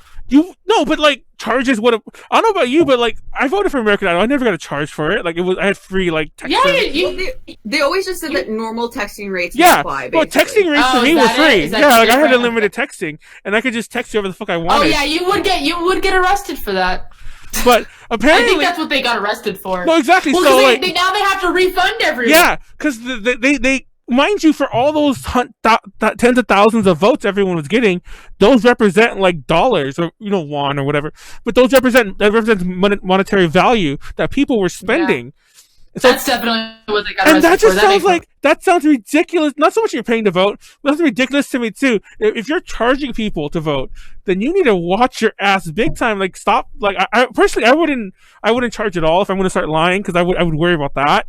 Because I'm like, they're going to come after me after that. And in the grand scheme of things, that money's nothing. We're talking like they scam people out of a few $100,000 maybe, but now it's going to cost them millions, or even jail time. And I'm like, was that money worth it? Do you think that they rigged the live performances too? Like obviously the final, because that like apparently 100%. No, apparently there was talk that every so often when they would mess up, they would edit it to like rehearsal footage or whatever.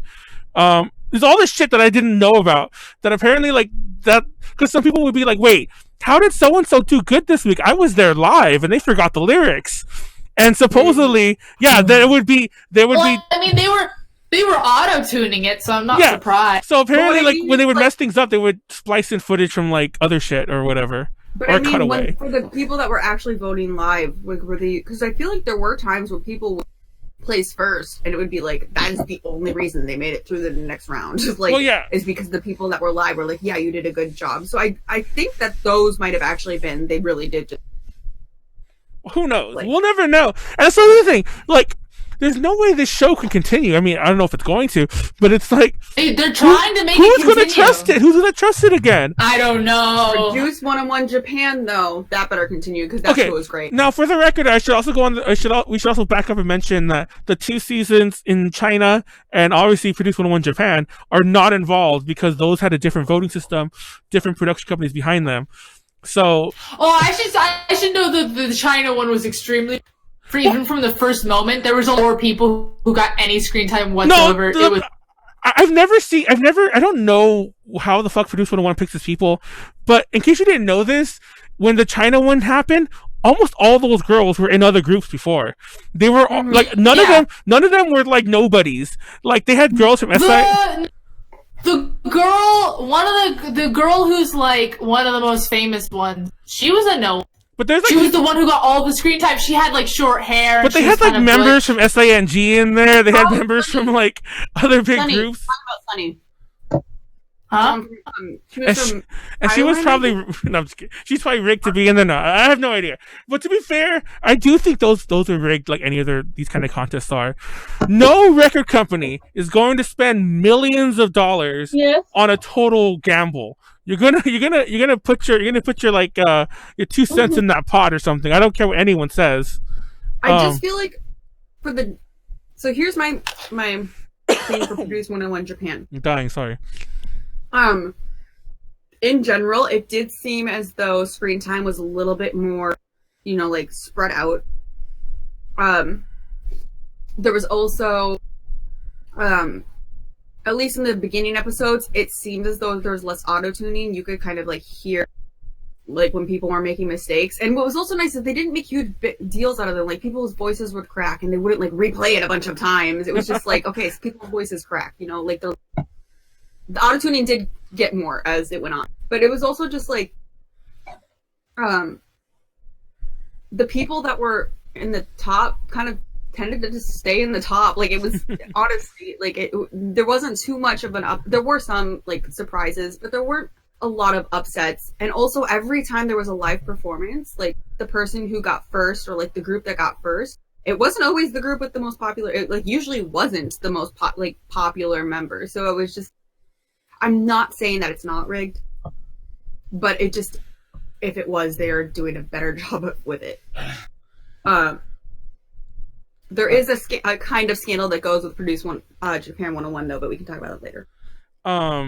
So yeah, the obvious fallout is, besides obviously not knowing the future of like Produce 101 in general, is that X1 definitely doesn't have a future. Yeah, X1 and I.O.I.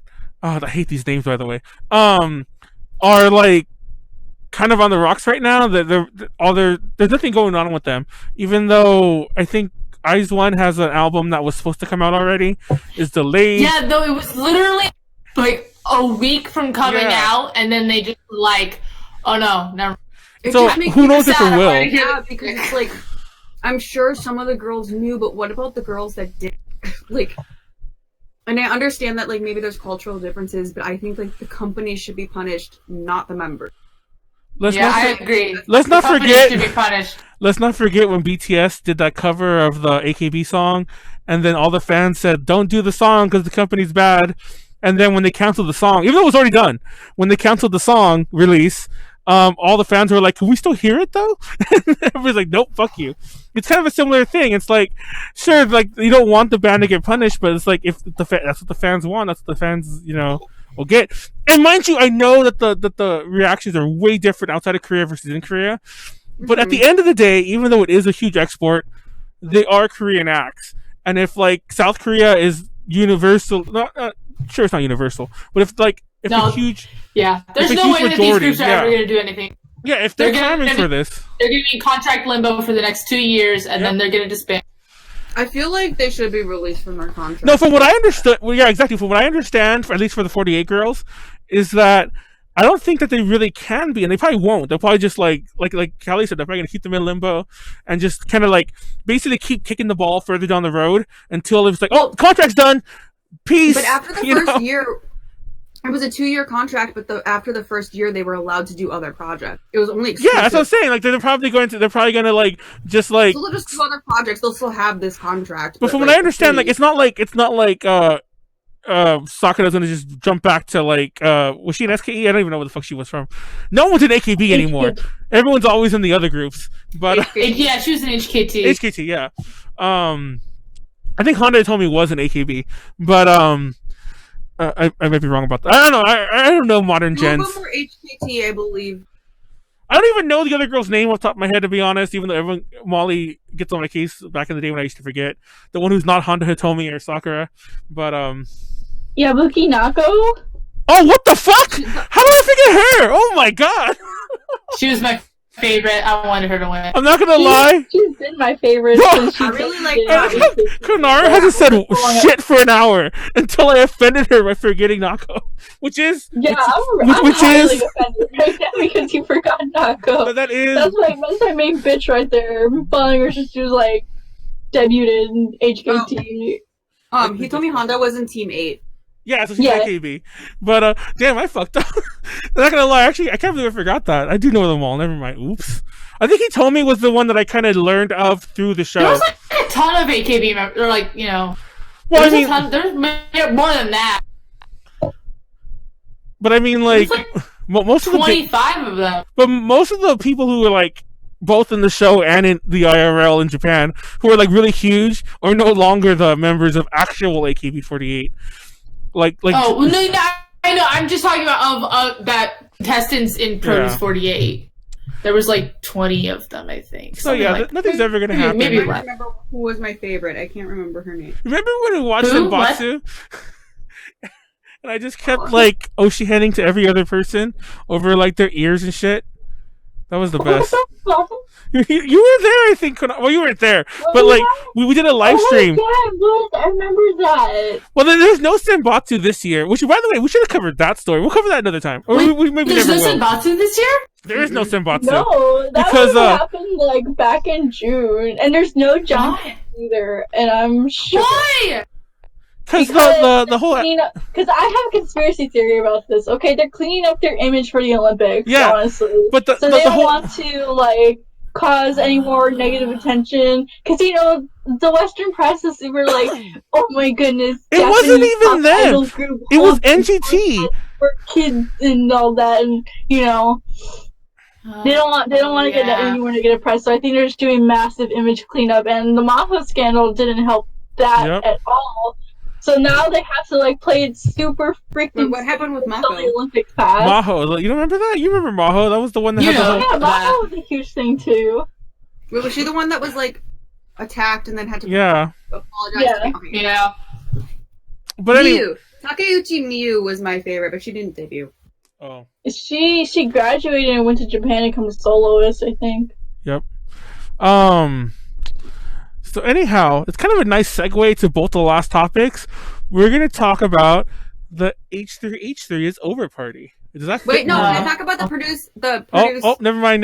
Write it back. Right, okay, we're going to talk about produce for the next hour. And apparently! I'm not going to lie. I saw an opportunity to cut us off, and apparently I couldn't take it. So anyways, just have a bit of fun until we jump to H3H3. So, Produce 101 Japan. There was one thing. Well, maybe there are multiple things, but the one thing that I know that was possibly scandalous. There were a couple, maybe 5 or 6 Korean trainees total in the Produce 101 Japan group, and all but 3 of them didn't make it towards the final. But there were 3 that would have been in the final episode. One of them actually might have left before that, but there were 3 that were towards the end, and then one of them left, and then an episode later, the other 2 left. And it was this whole big thing where it's they said, because Produce 101 Japan had already come out and said, even if they have to go do their stuff in South Korea, with the military, whatever, we'll still allow them in the group. Produce 101 Japan, yeah, whatever, that's what they have to do, but we'll still allow them in the group. But apparently online fans were not happy that there were these people, especially because a lot of them had been part of a K-pop group in the past, but they hadn't actually broken any of the rules because for Produce 101 Japan, they all had to be not related to not affiliated with an agent at all. So these people were no longer affiliated with their agency. They left their agency for Produce 101. So it was just but people were still upset about it because they'd already done it, and it was just that would be the only kind of scandal thing, because just all the Korean contestants by the finals, they were just gone. They were number 5 and number 3. They were popular, and then they just left the show. Thoughts? It's it probably. I mean, when did this happen? This month? Exactly. It was probably a response to the other Produce 101 nonsense, even if it's not official. I don't know. Maybe not. They said it was for personal reasons. Well, that's people say that that's a Japanese catch-all for we're getting rid of them. We don't. It's for personal reasons. I've seen a lot of people say okay, they're off the show now. Everyone can stop harassing them online. So I think they were getting a lot from fans. For people that don't know, there is still tension between South Korea and Japan. Dude, don't get me started. That's a topic beyond this podcast. I'm not going to get into that, but I think that probably had something to do with it. It probably was partially. Yeah, no shit.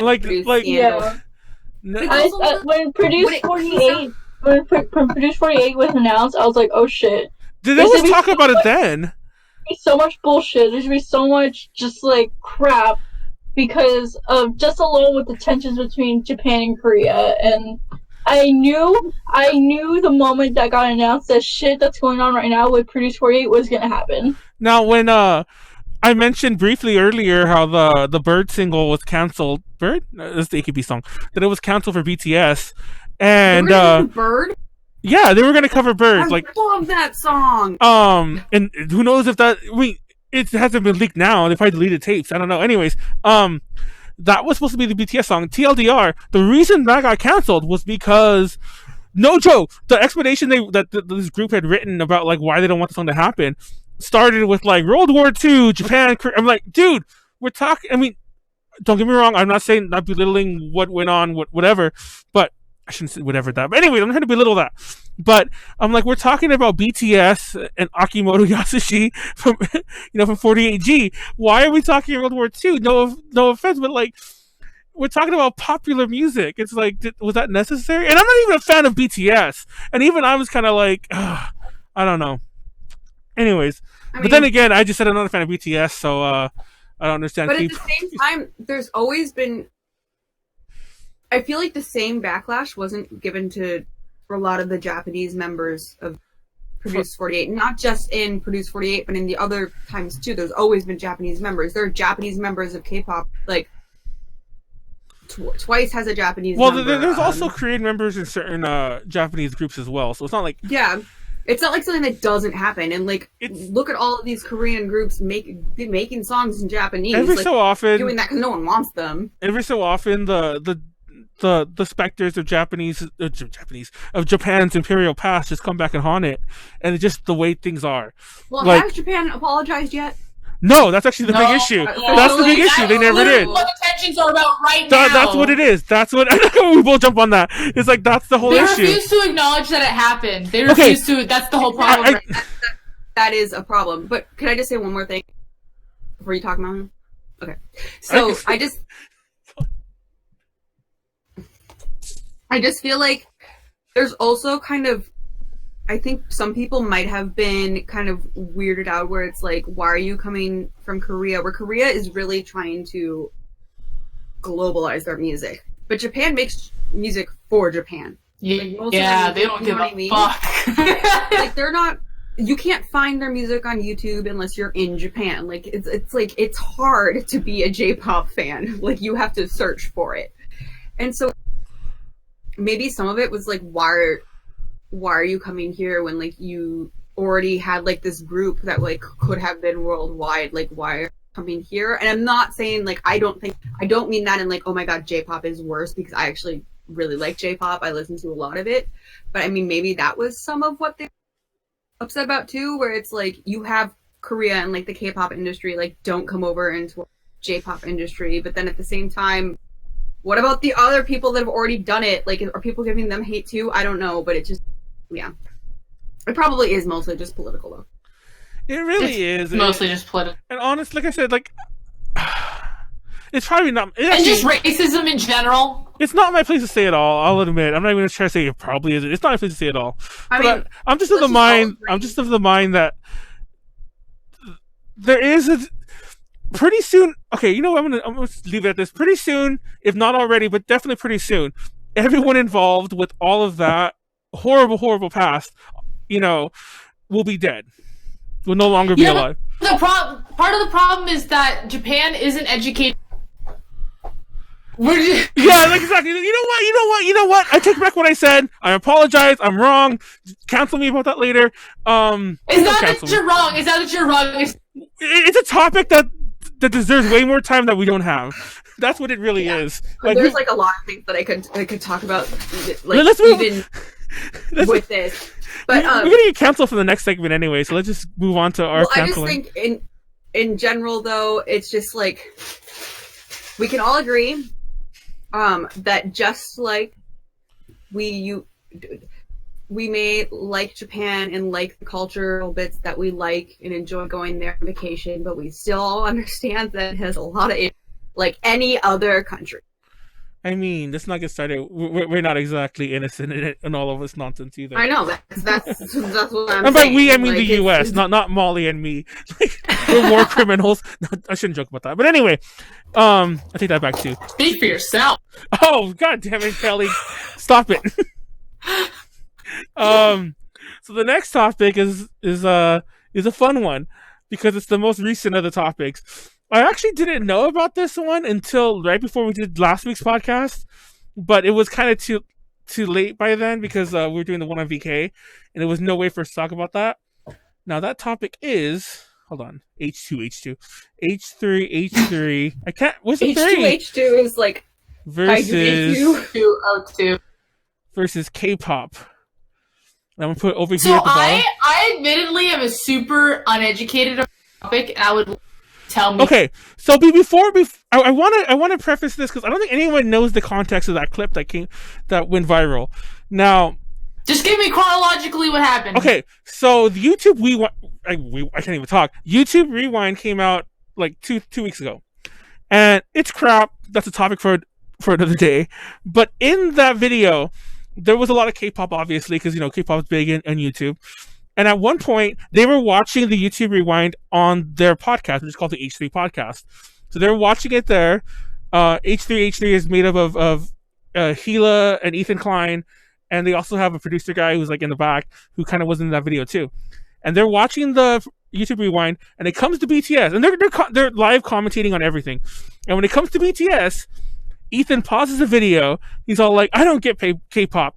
When did this happen in the U.S. that that this becomes popular? That all that we're over here watching young men or whatever, like dance and whatever around."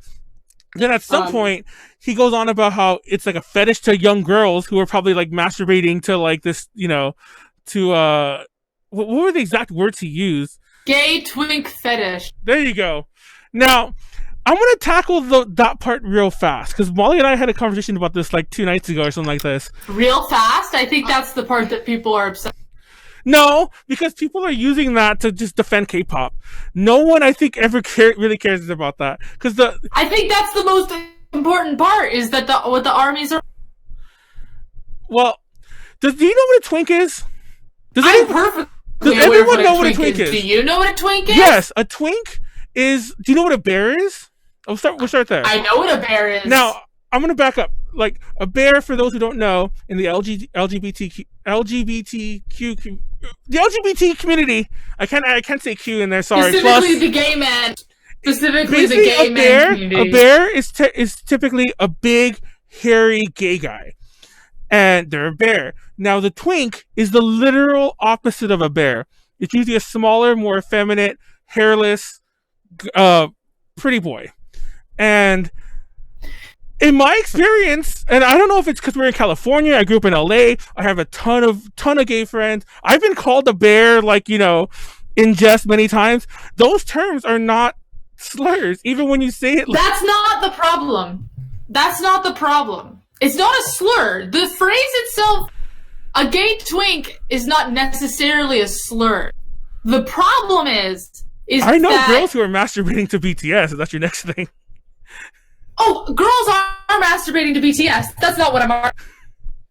Okay. But that's not what anyone's arguing about. The problem is that by saying that a K-pop group is like a gay twink fetish is like it first of all is like so it's saying that like the feminine sort of male like type that is popular in Korea is like automatically gay, which is like, first of all, no, let's get that out of here. Second of all, it's implying that they're gay for looking what we consider feminine. Let's get that out of here. It's saying that like it's a fetish, which is it's not a fetish to like people who look a certain way. I would argue it would have been far more accurate, or not accurate, but like maybe, I don't know, had a point if he said like a Korean fetish, because that's 100% a thing.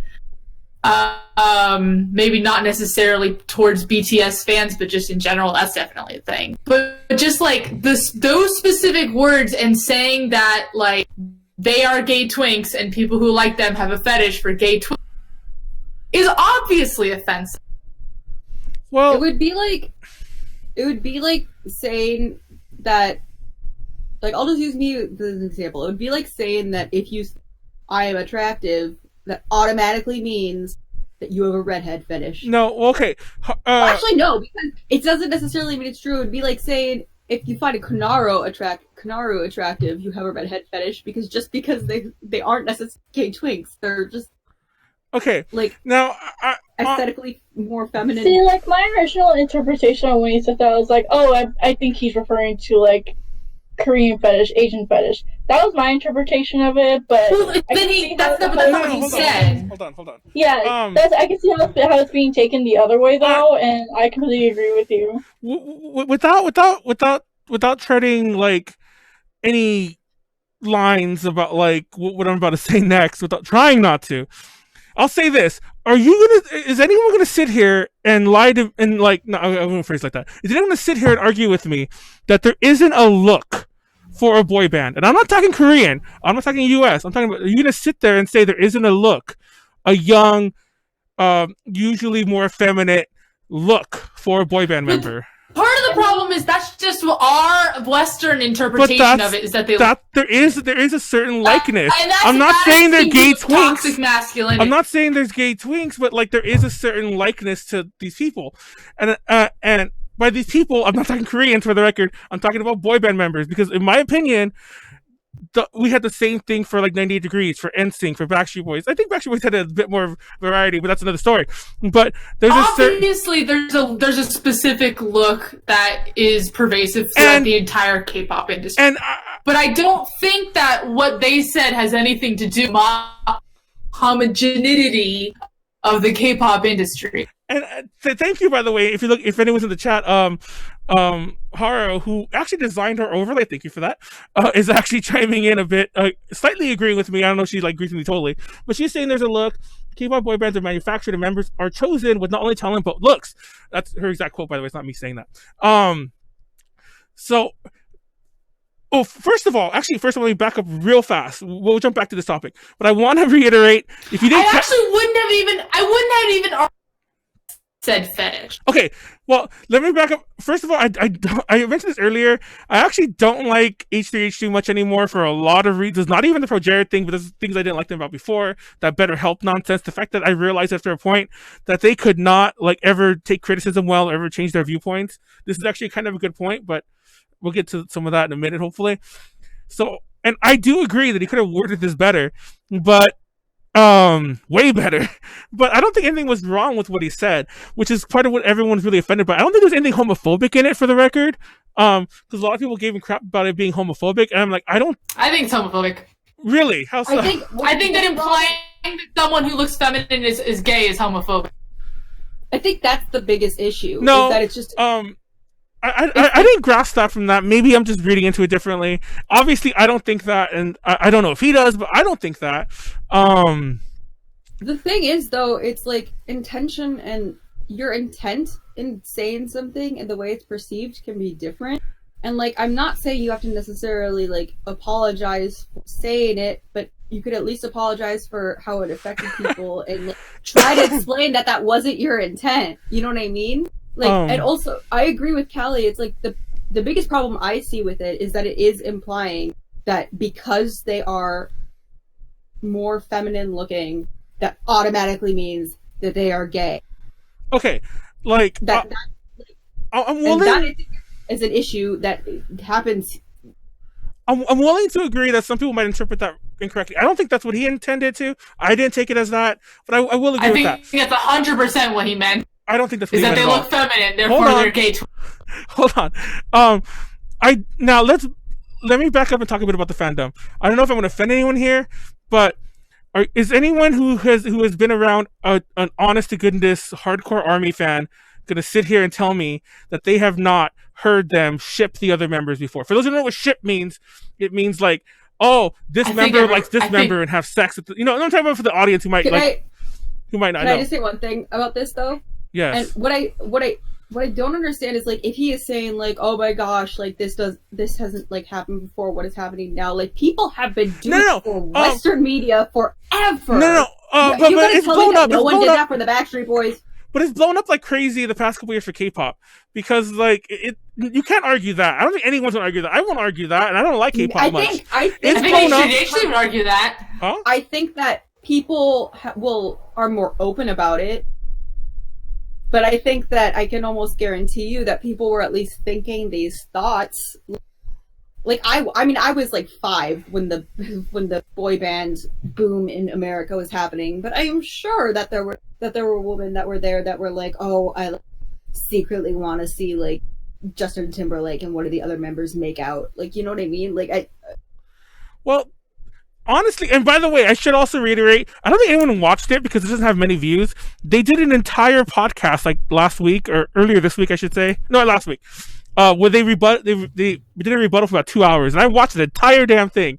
So I actually do have, once again, I don't know if it's, obviously you could argue that, you know, maybe he's lying there or whatever the fuck you want to say, but he did, like, reiterate, like, what he meant by some of the things he said. So what did he mean? What I'm trying to say, that, you know, it is okay.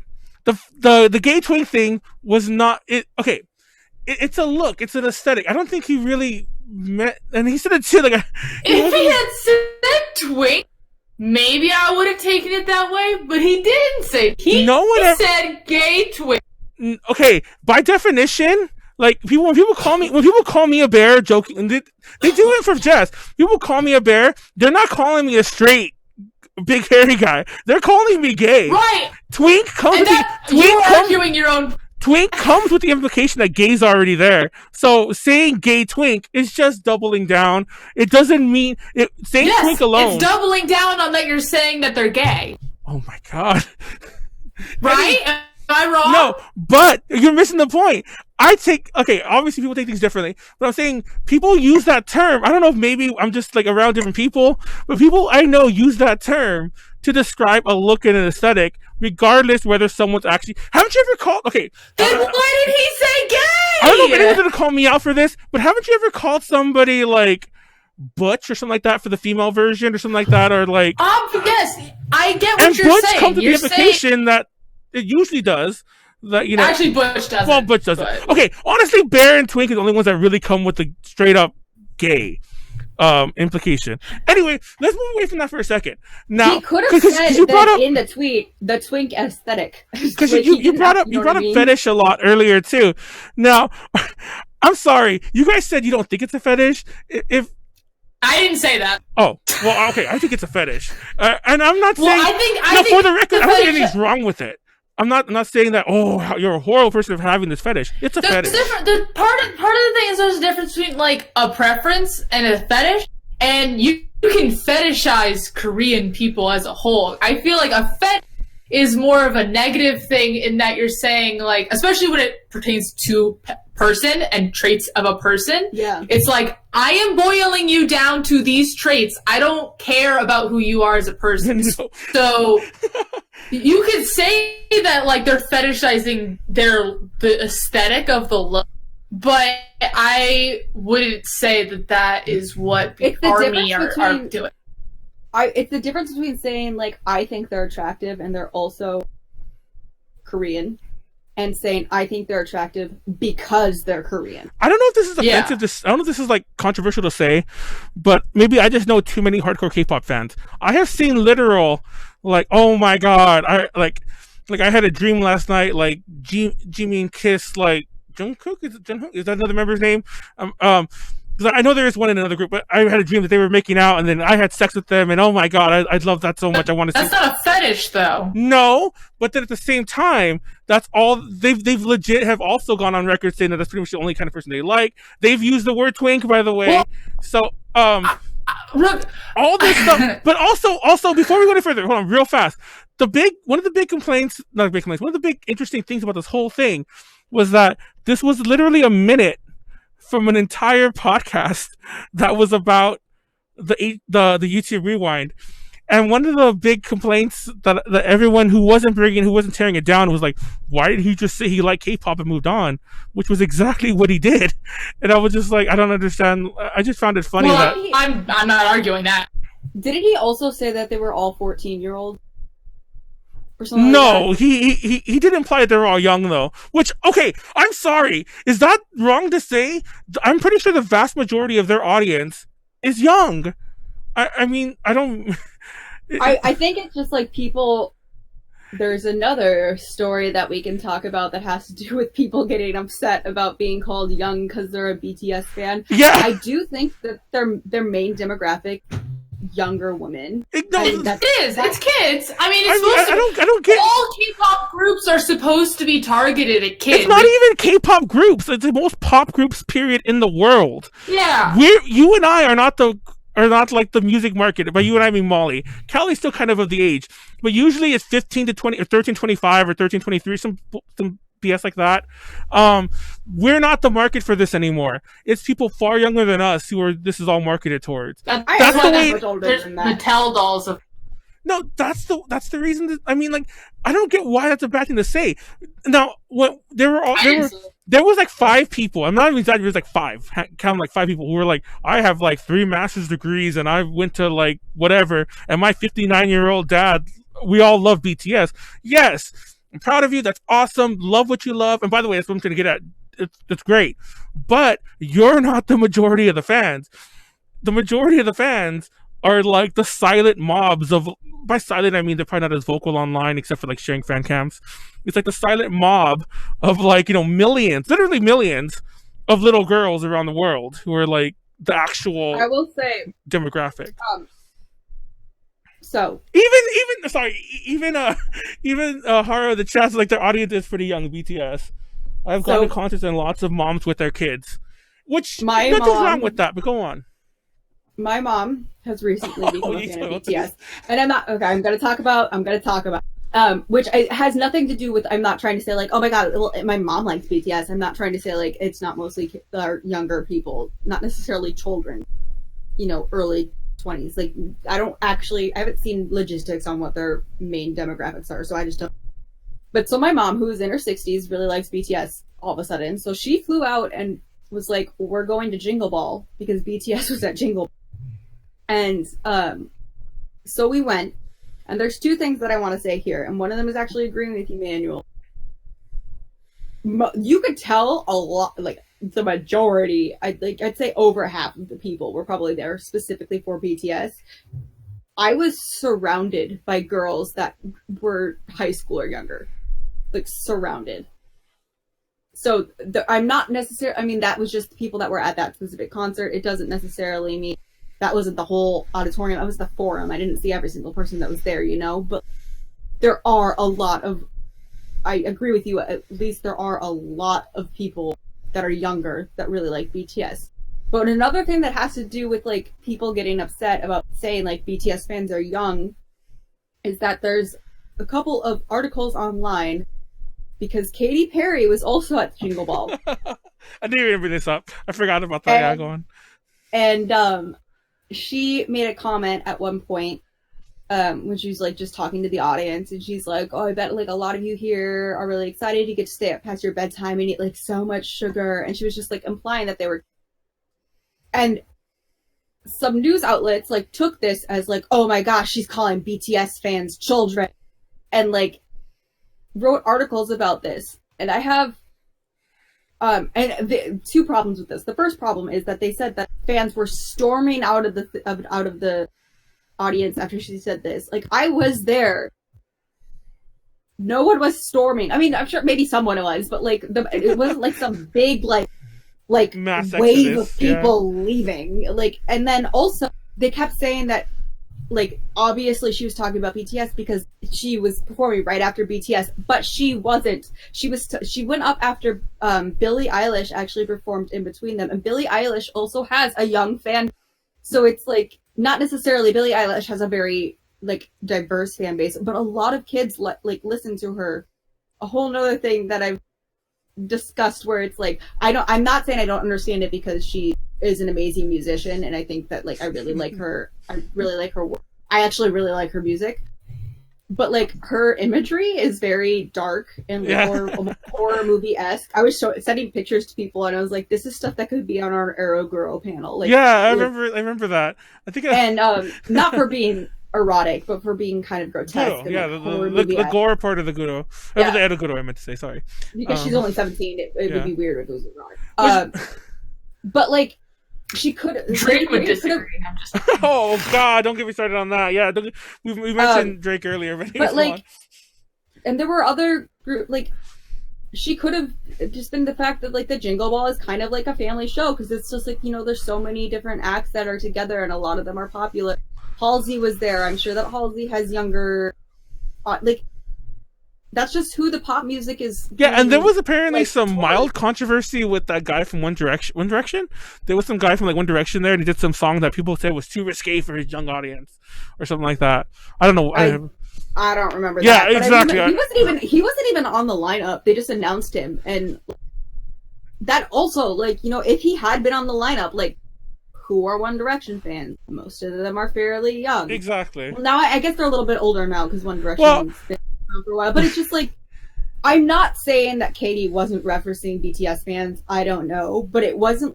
She went up right after BTS and was like, "Oh, you're all BTS fans, so you really got." I will say though, in general, even when they just like at the beginning, were just listing off all the people that were performing that night, Katie got the least amount of. I think it was just of course she did. Who likes Katy Perry? Dude, well, Katy Perry was big in like my generation. Exactly, we were talking about this, and I felt so old when I was in high school. Oh my God. Because a lot of the songs she was playing, she's saying like "I Kissed a Girl" and stuff like that. I can't believe that's retro-ish. Not retro. We know that's like 14 years ago. Yeah, I feel so old. I was at the throwback. But the point I'm making is basically that first of all, they didn't even know the order that the people performed in. So like, were they even there? No, or were they just going over one thing? But in general, and I think this is true of other fandoms as well. This is not limited to just K-pop, but people get like toxic as soon as they are challenged, as like, hey, like maybe something that you do as a fandom like might not be great, or like, oh, as a fandom like, in general, you are young. That it's in a way I kind of see what they're saying though. Like when people are like, oh, you're calling BTS fans young, like, well, I'm not young. It's like. Also, just young people don't like to be called young. Yeah. Yeah. Okay, boomer. I don't know who. But it was just like. Did someone say okay, boomer? No, it was Konaru, but in the chat, not even like out loud. She went to the bathroom. When he was going. Manuel can vouch for this because I sent him a screenshot, but I actually messaged the place that put up the article and I was like, Billie Eilish performed in between. It was funny because I was like, what the hell? They responded. One of the websites said, we'll be more careful in the future, and the other one said this was a user-written article. Exactly. I didn't see that response, but I was going to tell you that exact same thing.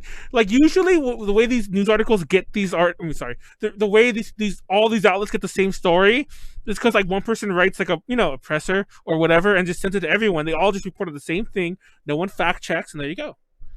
So, yeah, exactly. But it was just like, I don't know. It just like there was this what she said, it was kind of awkward and like no one really reacted to it and it was like whatever, but it's, if anything, also if you're being considered young because you like something and you're older, you still have youthful tendencies. That's not a bad thing. Yeah, but like Callie said, Callie hit the nail on the head. Like when I was like, I didn't listen. Like I was one of those kids. I didn't listen to what was trendy. I was like, doing whatever the fuck I was doing when I was like, 16 or whatever. But if somebody's like, oh, you're being really young right now, I'm like, fuck you. I'm not young. That's just the way kids are.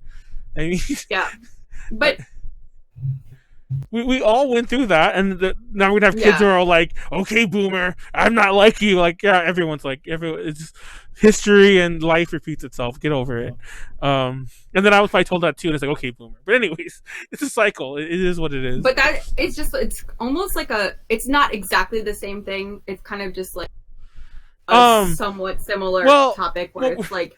But I do think what H3H3 said was problematic, and even if you personally do not get as homophobic or whatever, Manuel, it doesn't mean. For the record, obviously there are people that are. For the record, So, they're not without their defenders. It's not like this is a clean cut, and it doesn't help. It doesn't help that hold on. It doesn't help that they because that one of his first responses was like, guys, if you guys can't take a joke, and one of the things he mentioned was like how how nobody can really stand how like whenever there's some drama going on, there's always the fan cams underneath. Like, you know, it's almost like the joke fan cams. Like whenever, like it doesn't matter what the story is. It's like so and so. I like it because they're always Luna fan cams. No, and then I can watch a Luna fan cam. And like, and it was so funny because TLDR, he made all these references like, oh, all you guys this, that, and then like people were basically proving him right. Like I'm kind of moving on to like past what he said, like some of his rebuttal stuff. People were like proving him 100% right. And I love that there was this Billboard article that was written, a Billboard article that was, I mean, a Billboard writer, I meant to say, who wrote a tweet about him about like, you know, how it's very ignorant, whatever, all this other stuff. And I'm like, it was such a... I mean, I think people in general, this is going to be kind of a hypocritical statement in and of itself, but in general, people should not make generalized statements. And well, like, that's the issue. Like we all... You know how many times... We all do. Yeah, you know how many times... What I just made was a general statement. Exactly. Like, you know what I mean? You know how many times on the podcast... So it's hard, but... We cover a topic that we don't really know, and so we kind of just speak about it in broad, general terms. And Konaru's been there when we've been canceled too, and it's all like... By the way, I really hope we don't... I made that joke last week. I made the joke in the chat. Even, like, at the time, like, we used to cover some, like, hot button issues, and I used to be like, I hope I hope people hate us. That'll be fun. Not to say so much, not to say so much because, like, I want people to hate me. I'm a troll. I'm an edgelord.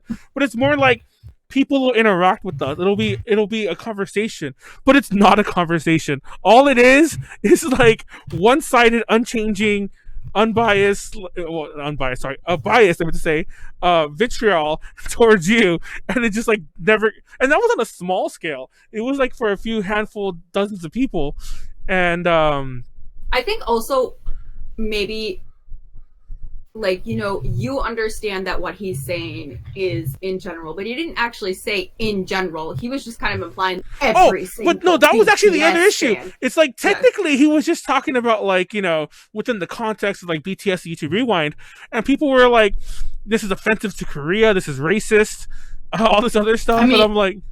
Kind of is. I don't know about that. I don't know if it's racist. Saying that because they are like, and I understand that, like even though BTS, it's their biggest export, but if I said I don't like K-pop and I don't like the look or the aesthetic, that's not, that wouldn't be necessarily racist because not everyone in Korea looks like that. Well, that's the issue. Like, it's like they're almost implying like honestly, what was racist about what he said? We'll put the homophobic thing on the table. It's putting down the standards. They don't match. Yeah, basically. So even though not everyone... Hold on. Can I talk, man? Wait, real fast. How was he doing that when in the same breath he said that people masturbate to them? That's doubly bad! No! He is not infantilizing. You can't have it both ways. You can't have it both ways. He can't be saying they're not sexual, they're not this, and then the next sentence saying people masturbate to them. You don't get it. I never said they're not sexual! Oh my god. Okay, here's the thing. Infantilizing, that's typically what infantilizing means, but go on. I don't think infantilizing is the correct term, and I think it's more just that they're saying that not everyone in Korea looks like BTS, but they are, you know, like different K-pop stars. A lot of them have surgery, plastic surgery. A lot of them do like different things to have a certain look, and that look is, from what I understand, to be kind of like the epitome of Korean beauty. And so it's not so much that it's infantilizing it, it's fetishizing it. It is saying that, and it's also saying that if you are the Korean beauty standard, that means you're gay. And I understand that might not have been his intent, but anytime you call someone a twink, that is a risk. Well, once again, by that same token, Unless you said they have the twink aesthetic.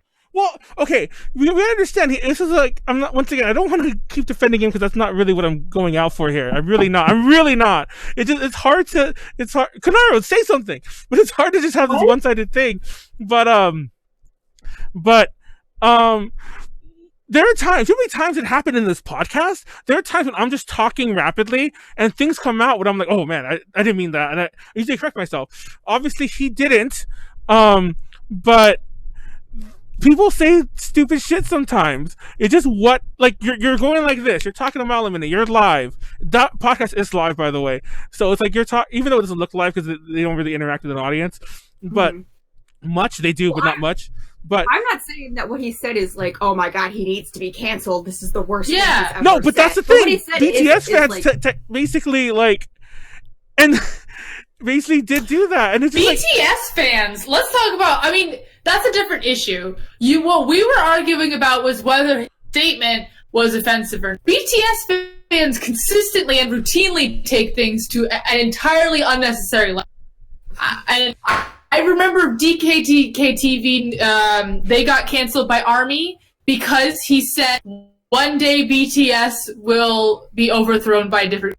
That's all he said. Happened. Of course. One day BTS will be dead. It's so insane. And so because he said that, hundreds of people were comparing him to Hitler. Oh my god. And it's like, once again, we are not saying that all BTS fans are this way, but that is, and like, you look at like, what's the word for the fans that are like super, super crazy and will like follow them around and like throw their underwear? Sasang. Yeah. So it's like this is a thing that is happening, and I feel like it doesn't. Like, and I also the reason it wouldn't necessarily happen here is because they don't perform here as much. I'm sure there are people that would get that crazy too, but like you see people that go. A lot of Sasang are foreigners who moved to Korea to stock. But I remember seeing something. I don't know if it was BTS or another group, but this girl was walking around the airport following around a group, and she wasn't wearing pants. Like she just had like shirt on, and it was like so I don't think. Yeah, that's another thing. I am not saying that this is every fan. There are, in any group of people, going to be people that take things too far, and unfortunately, they're usually the vocal one. No, I mentioned this on the VK podcast of all things. The problem is when you have there's bad people in any fandom, but once you like, for example, if you have 10 fans, there might be one bad one. If you have 100, there might be 5. If you have a million, suddenly you have thousands who are bad. That's the issue. It multiplies. Anyone that was in the Homestuck fandom. Remember when it was first a fandom, it was fine. And same with My Little Pony. When it first came out, like there were people that were like, "Oh my god, I know about My Little Pony." My Little Pony got skewed pretty fast. It was pretty fast, but like when it first came out, like I mean, it was just some adults being like, "This show's actually kind of good for adults," and then all of a sudden, people were like, "I want to fuck the horses." Yeah, well, like it was like, whoa. For those who don't, people always throw this phrase around, like, "Oh, it's the few bad apples." Does everyone know how that phrase ends? Because like, that's basically that's basically what happens with any fandom that has a very loud vocal few bad apples. It makes the whole fandom look bad. It's any group of people. Yeah, I mean, like you could say this about like when people are saying like, literally anything with like police officers, with cosplayers, with men, like with literally anything. It's like the few bad apples, and people are just like our minds focus more on negativity. That's just. Yeah, I'm not gonna lie. Evolutionary psychological thing. So like when there's any sort of group, like, and also woman. I should have also said that. Sorry, woman as well. I'll say it. Like even like in the feminist movement, there are like a few people that are taking it way too far, that are like saying things that everyone else is kind of like, I don't know if we really agree with that. But those are the people that are the most vocal. So it's the people that.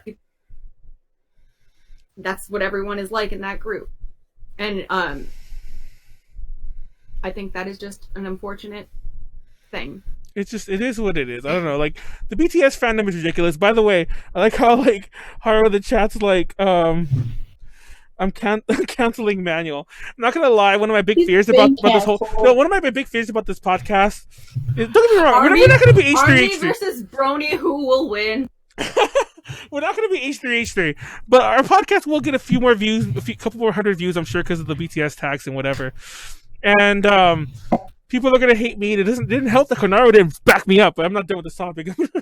But I will say though, seeing them live, I don't dislike BTS. yeah. I'm not a super big K-pop fan. I like people sometimes. I watch the produced series, and then I don't like actively watch.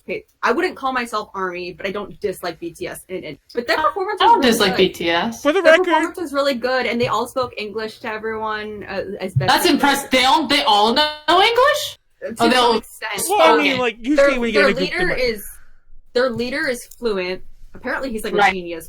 My mom knows a lot of facts about them, and she was telling me, she's like, We need to get your mom on the podcast. we I should have know. got my mom on the podcast. Just do a BTS podcast with my mom. She can. Oh my god, that would be so You should probably- cute though. But yeah, Bring all of our moms onto this I would podcast. love oh my that. god, I would mom love cast. that. Fan. Wait, next time I go back home, Manuel, I'll let you know. Christmas.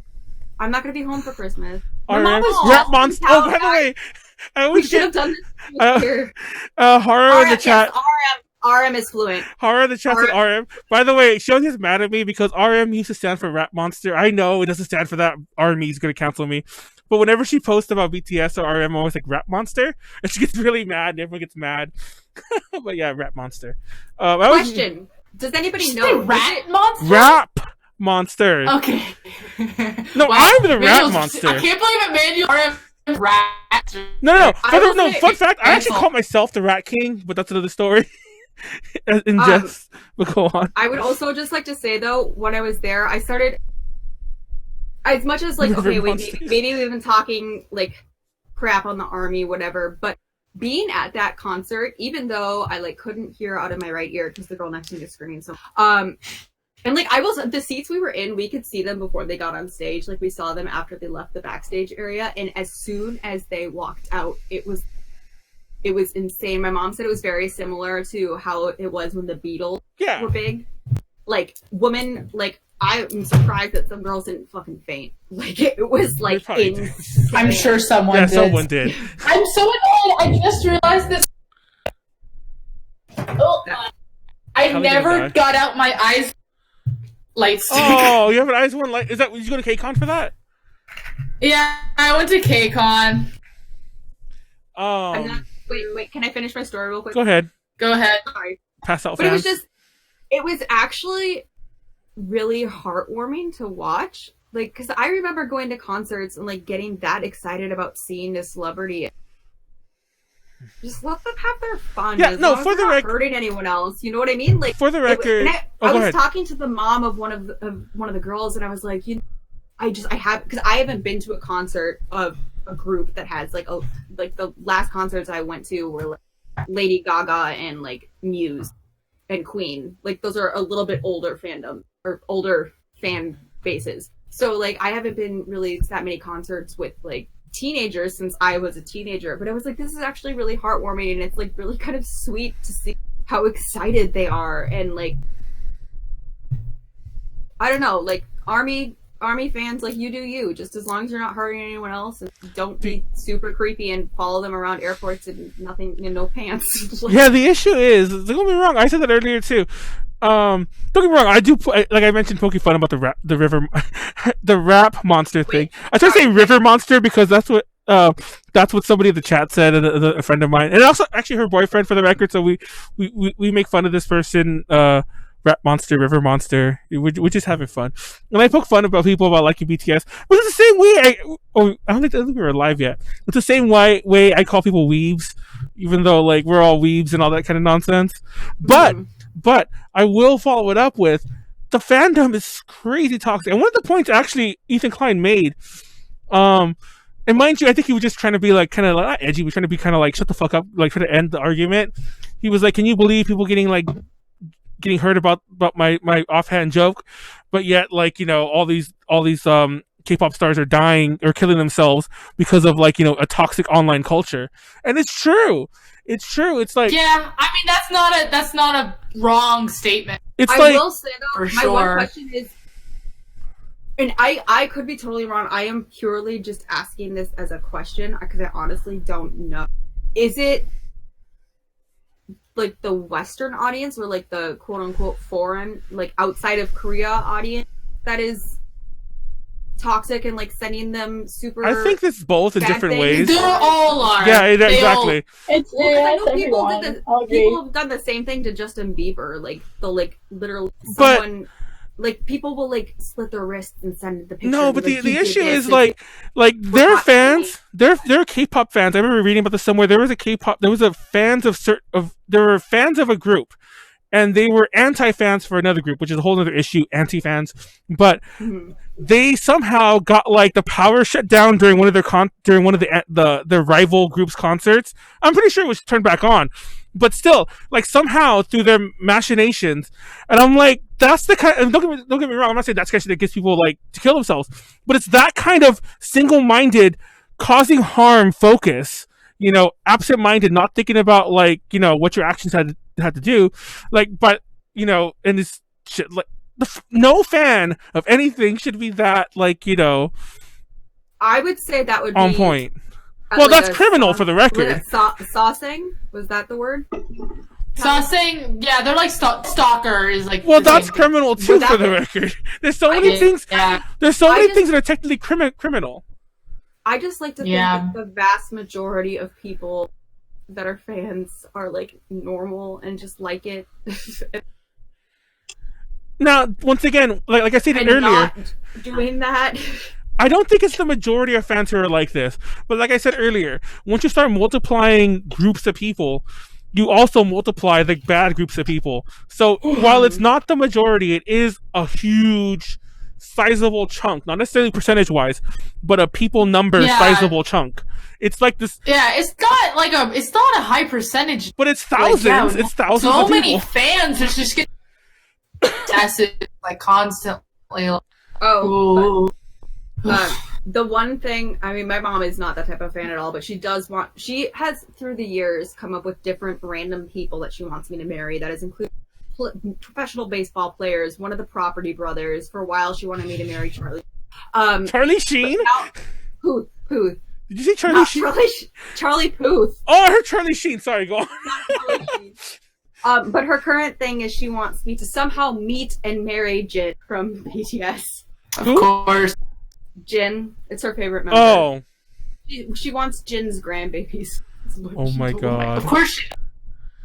I mean, I'm not gonna lie. I was like, I mean, well, she's like, you Your mom's really funny. which is actually saying a lot because most of the people that my mom wants me to marry are like 15 plus years older than me, and Jin is actually the same age as me. So I guess one thing. But just for any BTS fans that are watching this, I do not plan on marrying Jin, nor am I going to pursue it. Please I do not mean, hate me. if he Or my proposed to me, mom. if he She's proposed not to me, I'd probably serious. say yeah. I'm just keeping it real. I'm just kidding. Well, I don't think that would happen because Oh, come on! That's wrong. no, not I'm like, kidding. I'm kidding. just I'm because, just like, being I being don't stupid. think K-pop stars usually really get married unless it's like BoA and you've already been like a star for like 2 decades and you're like, okay, I might as well get married. I mean, they usually like retire. Yeah, and exactly. then- well, I- she's And not then I'll Oh my marry Jin. God. On an incredibly lighter, I just saw Hyuna and Dawn got a dog. Oh yeah, I saw together. that too. My whole heart. And when they were like promoting their song, oh my God, so cute. Oh my god. So that's a nice lighter note to end it. Anyway, obviously H3H3 is doing fine. They did a rebuttal to the whole thing. They don't care. They thrive off of controversy. No, that's what I'm gonna say next. I'll be real. One of my big issues with it is even though I didn't actually mean to defend them as much as I did, it was just hard to counter argue without. I will admit it was worded terribly. And at the very least, I would have been like, oh, at the very least, I would have acknowledged that. If that were me, and I would have said, personally, I wouldn't have worded like that. It's just not the way I word things. But if I said something weird, I'm like, oh, I worded it badly. My bad. But then I'd follow on. He never did that. And one of my biggest issues with Ethan especially, but also Hila, with H3 in general, don't worry, we're going to start wrapping stuff soon. One of my biggest issues with them in general is that they never, even when they're clearly wrong, or in this case, I don't think they're really wrong, they are wrong to a degree, they will never acknowledge it. And it's just like, come on, it's just so fucking annoying. That said, I don't know. I'm done with the whole like, the whatever is over party. Hopefully A2J is over party happens. I'll make it happen. I'll start it when I upload the podcast tomorrow. A2J is over party, and then we'll see if it happens. But then again, that's not how viral things work. You can't start it; it just happens. I'll post fan cams under it. I know. There you go. I just want to see. I just want to have fan cams under it. That's all I ask. I have some to say. I'm a simple man. I just want fan cams under my posts. I don't want that. For the record, he did speak out a lot about fan cams, and I that's a topic for a whole nother day. I love fan cams. I'll talk about fan cams all day. I watch fan cams. Some people like go when they were going on how it's like weird that, well, I don't know. They made a good point, and I'm like, I don't know if they were always like following the person. I think some of them are really white out, and they just put a focus on them, and they kind of like edit it. We can talk. We can do. Yeah. Anyways, a podcast. Let's you know what? Actually, we'll just leave. We'll table that for another day, because that literally is its own topic. Because they exist in Japan as well. It's not just a Korea thing. They actually sell DVDs of solo shots, solo angles. They call them. I didn't know that. Yeah, they're typically only available to fan club though, but they call them fan clubs. But they call them solo angles, and you can buy like just an edit of just.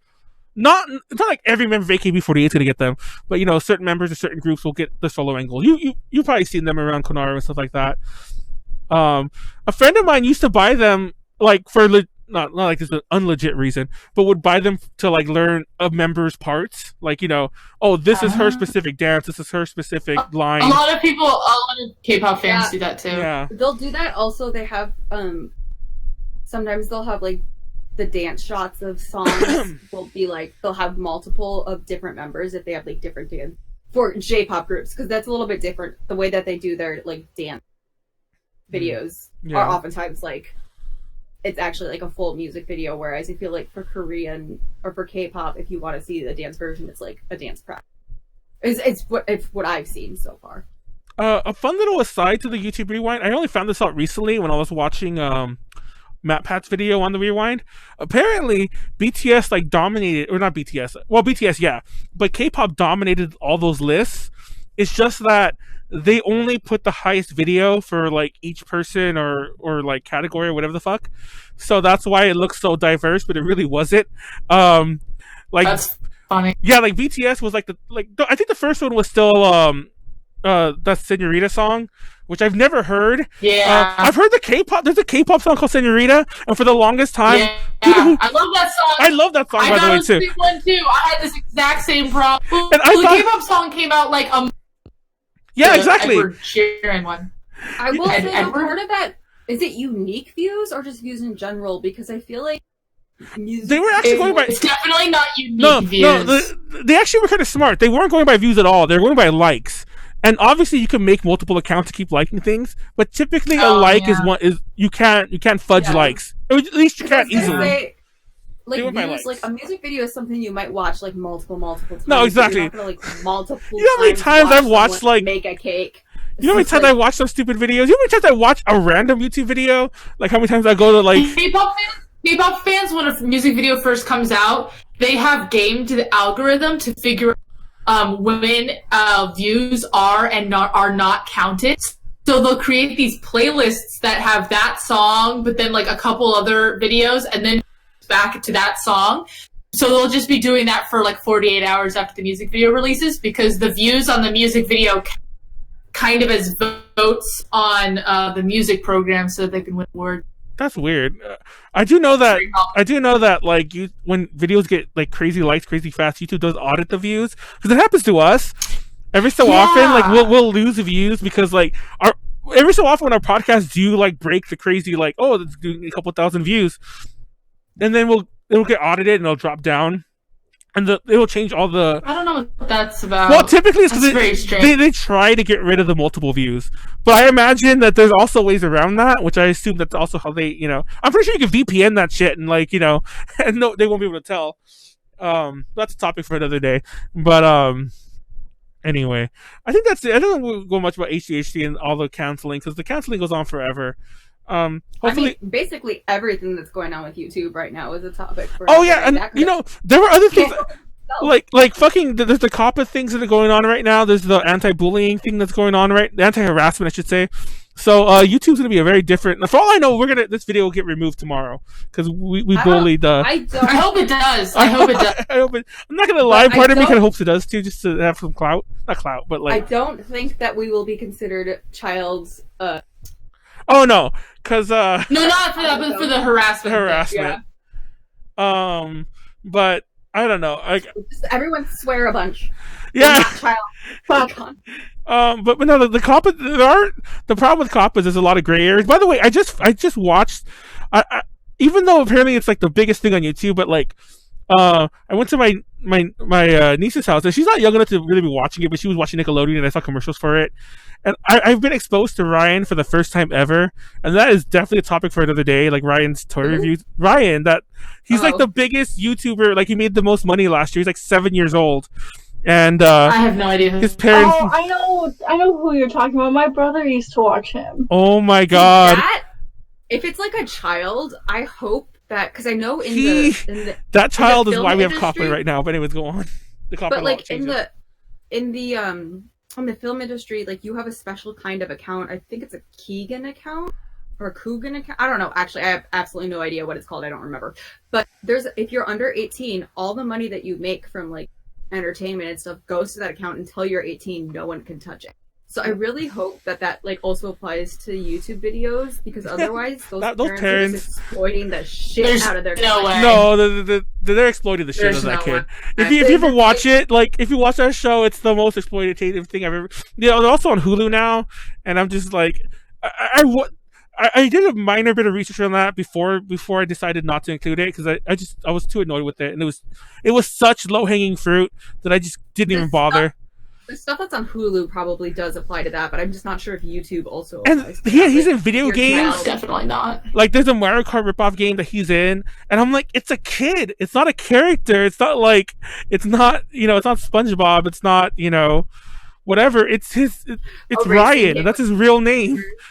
You just have like PewDiePie and like I don't know, but PewDiePie also like illogical on like cars driving around each other. But PewDiePie also has like an audience of, I'm sure, the similar age as Ryan, also like a bunch of I think he calls them like the 5-year-old army or whatever the fuck he calls them, but yeah, 12-year-old army or whatever the fuck.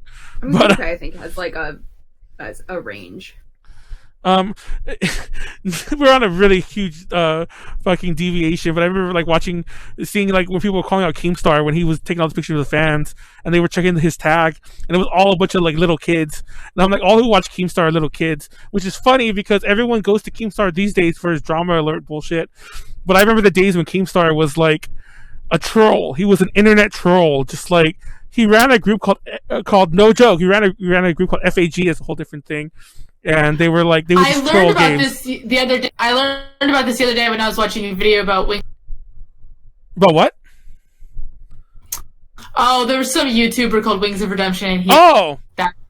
Remember when Shane Dawson used to just be like an emo vlogger? Yes. Oh my god. I watched him when I was a kid. Up one of those Shane Dawson t-shirts, hair. It's so embarrassing.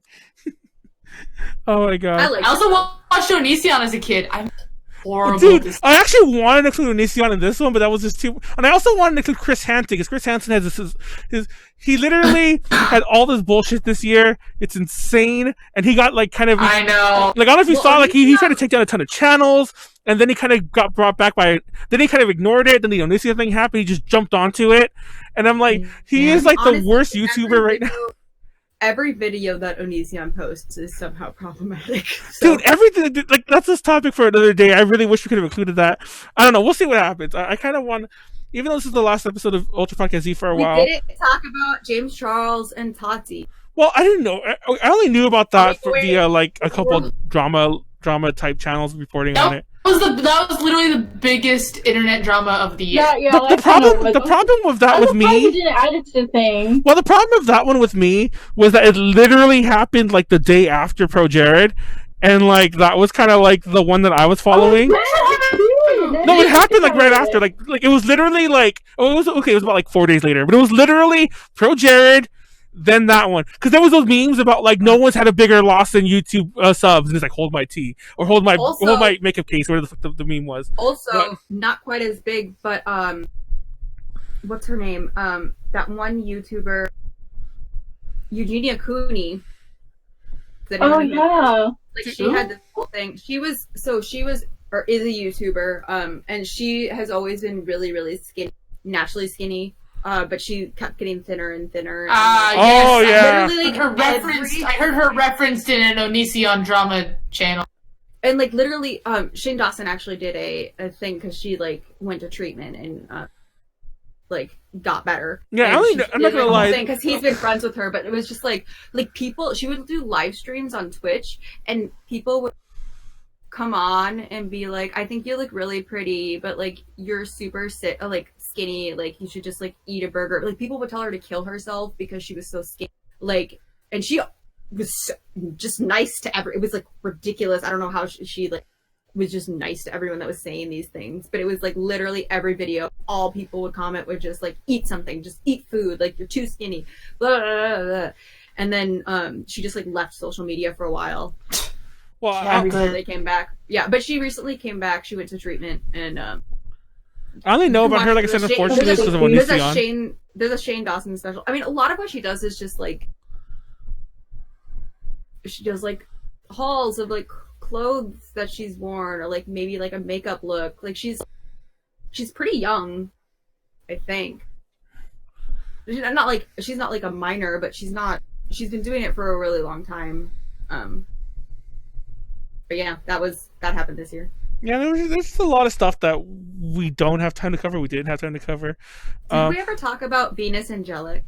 No, and we also you guys, I have so much tea about Venus Angelic. What? Okay, we'll talk about it after the stream. Yeah, we'll talk about it after the stream. We'll actually pretty much end it there real fast. What else do I have to say? Oh, by the way, well, to everyone potentially watching, even though we're gonna update the Patreon starting next year at some point, for a bunch of new tiers and all that stuff we've been saying for a while. We definitely are doing it soon. The Under the Moon interview, which finally got approved. Apparently, it was just on their management. It wasn't on the people I was blaming the last time I talked about it. It got approved, so it'll be up for Patreon.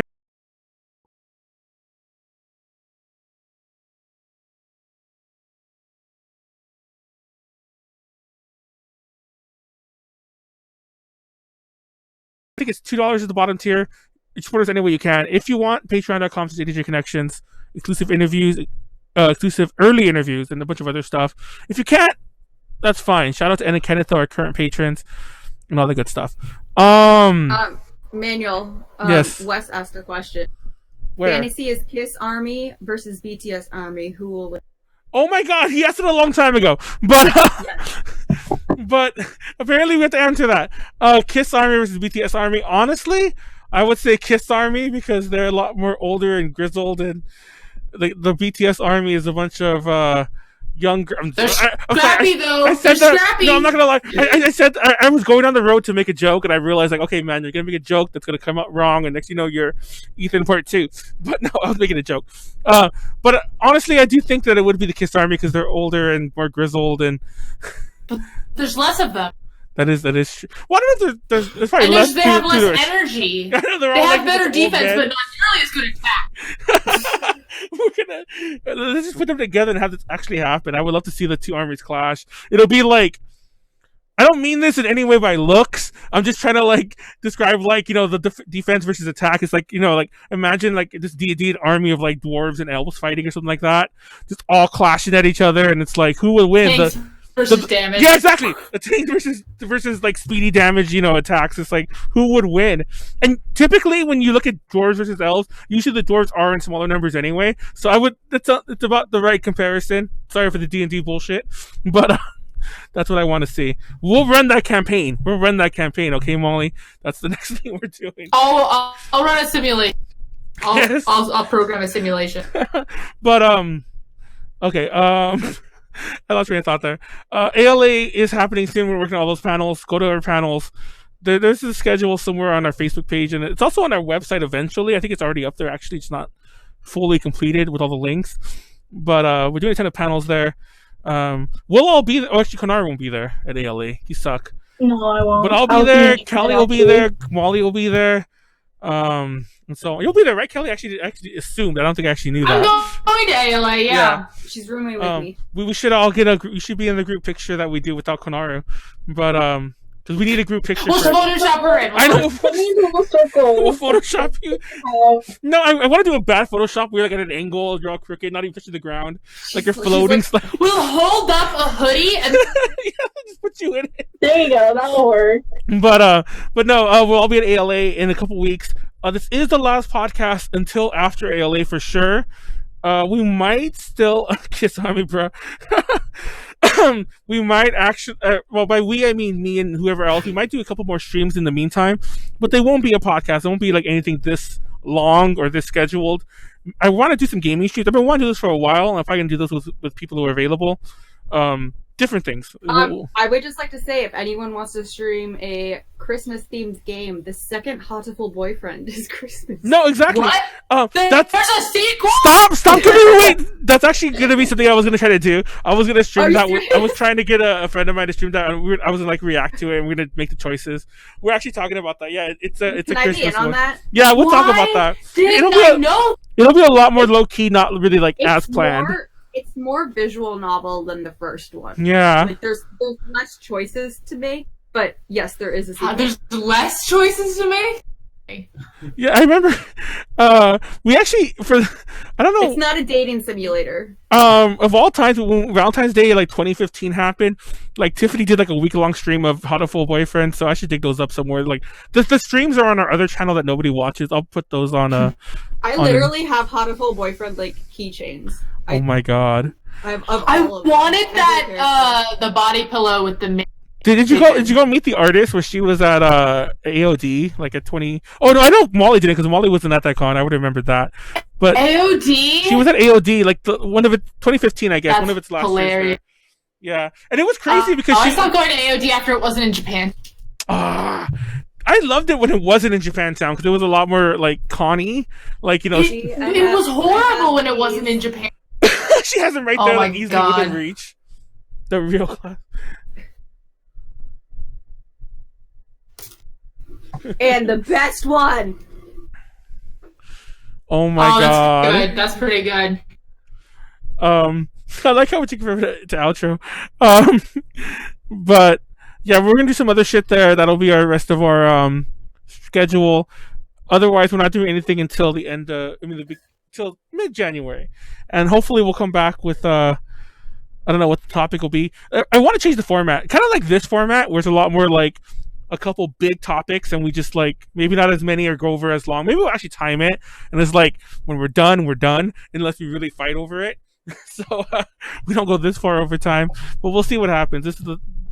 So tune in next year. And we still need to do like the Peachy Parade, special and all that other nonsense, Konaru and so on. So yes.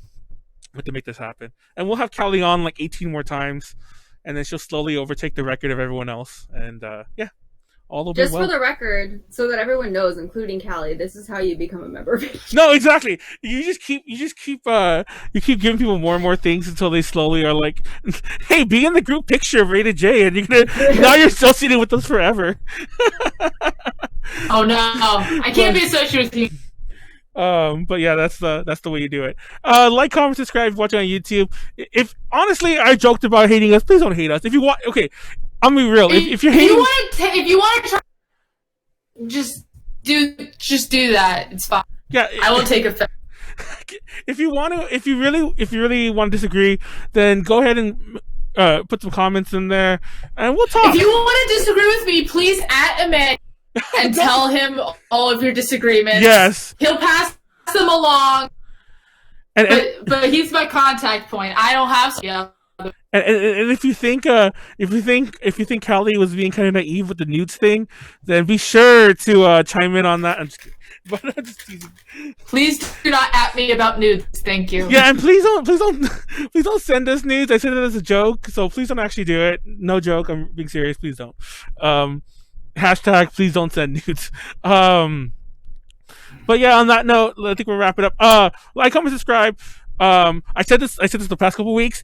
If at any point during this podcast we made you laugh, we deserve a like.